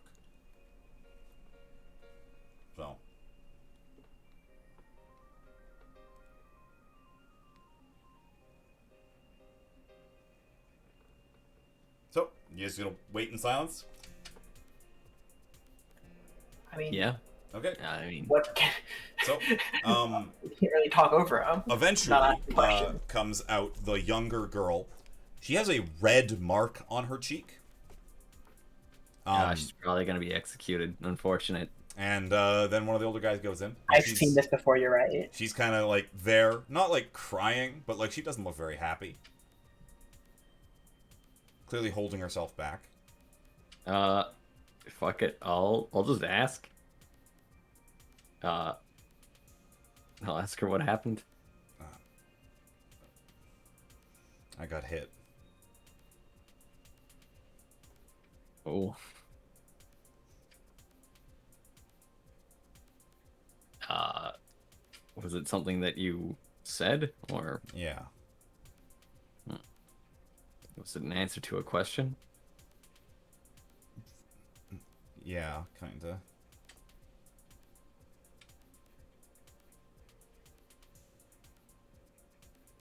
I don't know how far I should pry into this.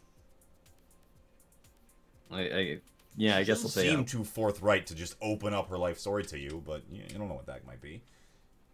You know, I'll see how far I can get this. What were you asked? She asked if I wanted to do the job. Hmm. I'm guessing you answered yes. No. No. Hmm.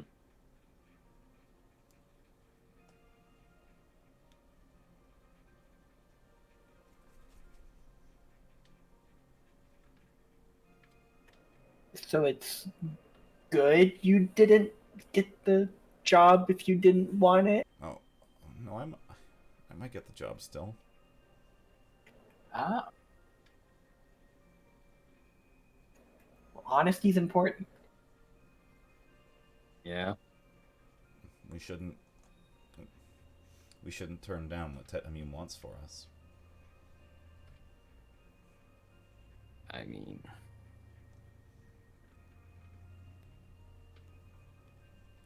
it's probably not my place as an outsider to critique the paladins, but I believe your own personal choice is just as important. Everyone in the room's kind of like looking at you like, what the. I'd say this like quietly to Okay, her. all right. She looks very surprised then. That's not true. I have to think for the good of everybody, not me.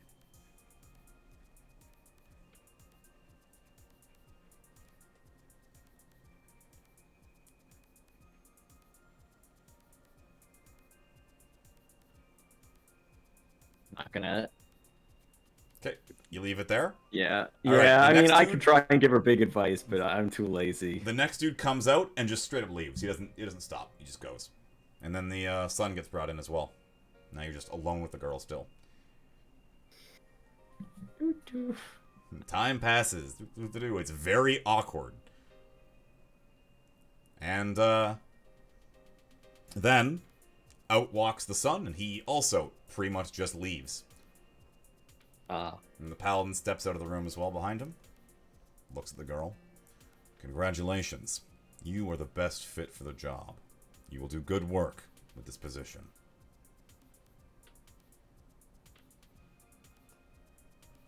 Girl does not say anything at that, just kind of nods.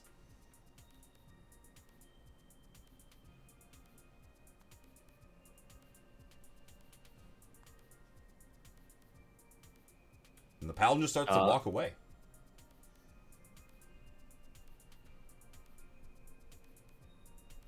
I'll ask the paladin if she'd be willing to talk. What is it you want? Just a simple question. Of course. If she didn't want to be the mayor or whatever you call it, why would you choose her? She is the best suited for the role. Was there She's no other afraid candidate? right now, but she will come into it in time. How can you be so certain? I talked to all of them. She was the only one who wanted the role, or who would be chosen for the role, who distinctly did not want it for themselves. The other two know that if the position leaves their families will be worse off in the end. And that it is their obligation, not to society, but to their own kin, that drove them to try to accept that position.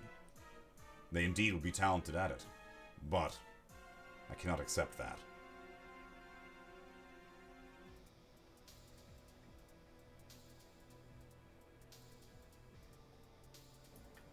if the same scenario were to arise in Hovnen, would your answer have been different? Huh. Or your choice? My answer would be the same, but they likely would not have chosen me to settle the dispute.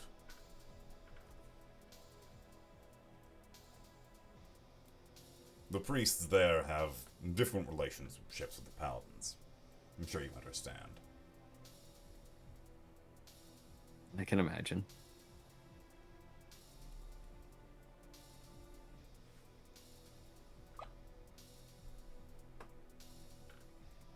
Paladin just kind of nods after you don't ask any more questions and begins leaving. Yep. Back to the temple. Alright. Enid, the first few kids begin emerging slowly. They look to be kind of in a daze. One of them is smiling super ecstatically. One of them is just completely flat. But they seem to be, I mean, normal but a little bit off. A couple of them seem absolutely normal with nothing wrong with them. Just kind of walk out as if nothing happened. I don't know how all this is gonna go over. I'm gonna approach one of the more ecstatic-looking kids Yeah. and just be like, "So how'd it go?" It was wonderful. Do you remember anything? No, well,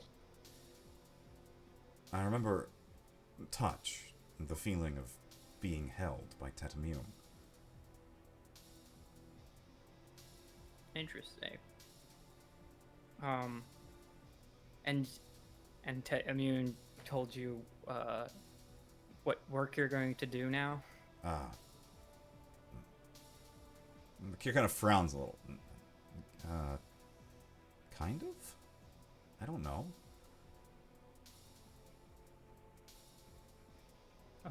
We might have been Tet. We're told that Tetamium giving us our job depends on what we would do best at. And I've been decided to be a soldier. Oh. Was it was it what you were hoping for? I didn't know what I wanted when I go in. My entire family has been farmers, and I thought I was going to be that. But I've never liked the farm. The animals scare me.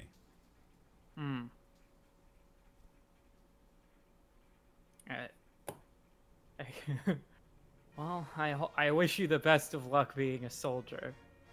Thank you.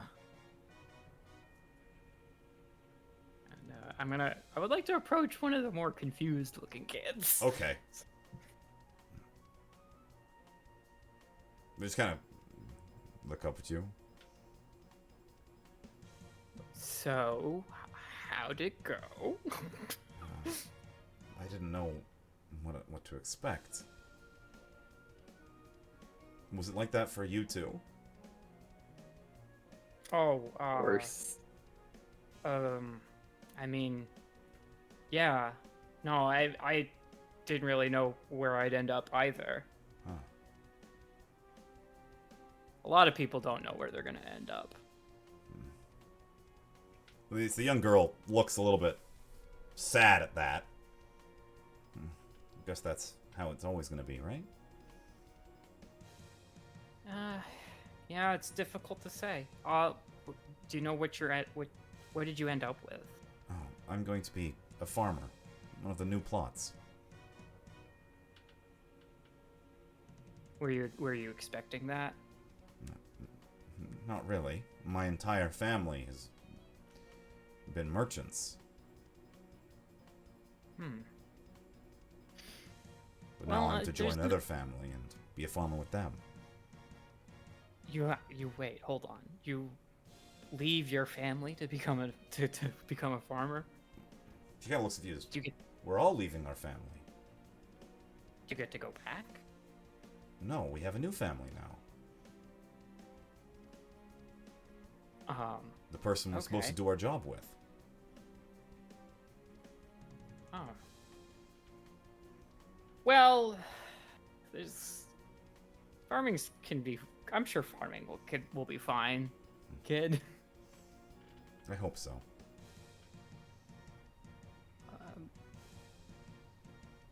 Oh, good luck. Good luck with your new life. Thank you. Kind of just walks off, still pretty not know what to do, but she accepting it, you know. God told her to do it. Kids these days give me a hard questions. I mean, I don't think she asked you any questions. Well, No, asked she you the didn't, one, but- yeah.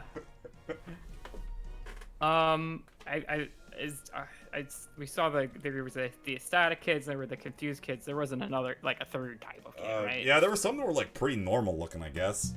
I don't know. Yeah, I doubt they're going to have anything interesting to tell me. Oh yeah, all my family's merchants, and I'm gonna be a merchant too. Yeah, that's kind of what I figured. Do they get to stay with? Well, yeah. I got to quit. If I do want to approach one of the ones that is getting basically. Do you want to approach a staying priest instead? You know. Probably. Okay. No, approach the 12-year-olds. Yeah, they'll trying know to- exactly how to explain it in a good way. From the mouth of babes.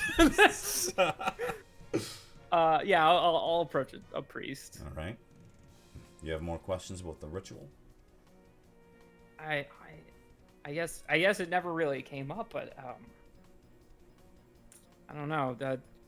I didn't know that kids just leave their families. Well, they're given their own chance to make their own families now.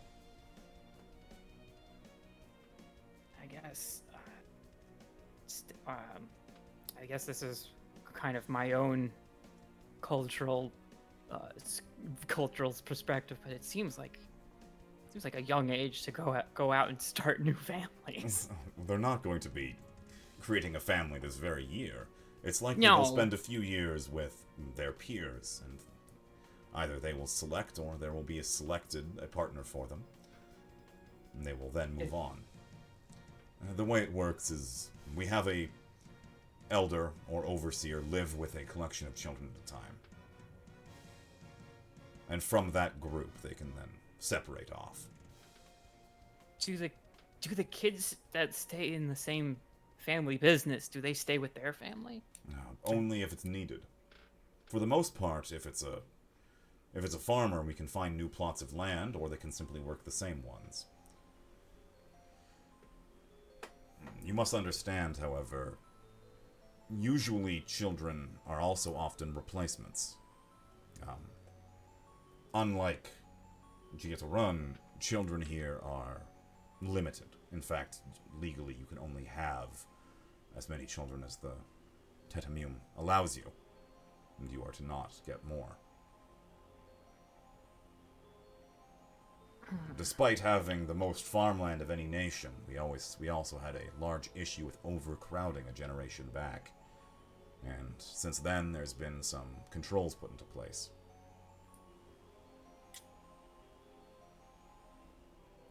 You had overcrowding?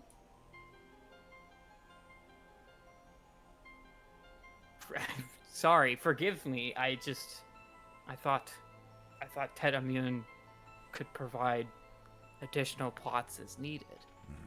It was seen that there was a skirmish between Gieta-Run and Neshret that wiped out a large deal of farmland. And this meant that there was not enough food for everyone. And then the generation after that was a large one. It was a unique time, but we've overcome that now, and we're a bit more careful. Gieta-Run's proposed treaty as well has ensured that, barring any more Harrison issues, we should be stable. Yep, aren't barring any further issues. So, I mean, everything's rebounded. Do you still need the controls like that? We've simply seen, as the controls were in place, that there's no need to lift them. People need structure in their lives, and it's up to the clergy to provide that for them. Okay. I thank you for letting me observe this this ritual. I hope you've opened your eyes to seeing the glory of how Tetanum has truly chosen us to be the paragons of his land. It's definitely been quite an enlightening experience. Yes. If you'll excuse me, I'll be off. All right. And you leave. And you meet up with your friends, and I'm sure you share all the information you both experienced. Yeah, with plenty of I was editorializing. like I'm like, this videotaping. place sucks. That mayor's gonna have a fun time. Yeah, she is. Especially with the fucking words in the back of her mind of, yeah, you should do what you want to do. Like I'll start an uprising or something. I try my best at when I go to another planet to stay open, but this is a lot of hard to swallow shit here. Well, off to the next town. Yeah. Off to the next town. All right. So, you guys okay with going a little bit longer? It is getting pretty close to our cutoff time, and I don't think we're gonna have time to get through the entirety town of Hovnen tonight. If it's gonna be like 45 minutes, I probably want to go to sleep now. Yeah, so that's the thing. It's gonna be a little bit. There's a lot to do in Hovnen. Nishret was the short one, as I'm sure you're aware. There's gonna be a lot going on in the next town. I'll prepare my Q&A. So Yeah, this seems like a good place to. I'm okay if we call it Yeah. now. Whatever the case, there's gonna be a lot going on next time. And there may or may not be needs for you guys to get ready with your mechs. At some point. Noted. So you're probably not gonna have to use your current mechs in the next fight, but make sure your next mech is prepared for not next Monday, but the Monday after next Monday. And wait, hold on. Not to make things even more confusing. Is our next session next Monday or next Monday? The 19th. It is currently the 5th. In 14 days, we will have another game. Okay. In a fortnight. Yes. Exactly. Gotta get those Fortnite streaming views. Wait, what? World Victory Royale. Fortnite. Yeah. Yeah, Fortnite, we're about to get there. 10 kills on the board right now. Just wiped out Tomato No, I'm gonna Town. get DMCA'd. Oh no, yeah, that's right. Oh. Awesome. Okay, well, thank you so much, everybody, for stopping by. Thank you. Thanks for Thank you. humoring my world-building extravaganza. Oh, I'm loving it. I promise you there'll be some action next session, at least. Yeah. Okay, I'm gonna end the stream.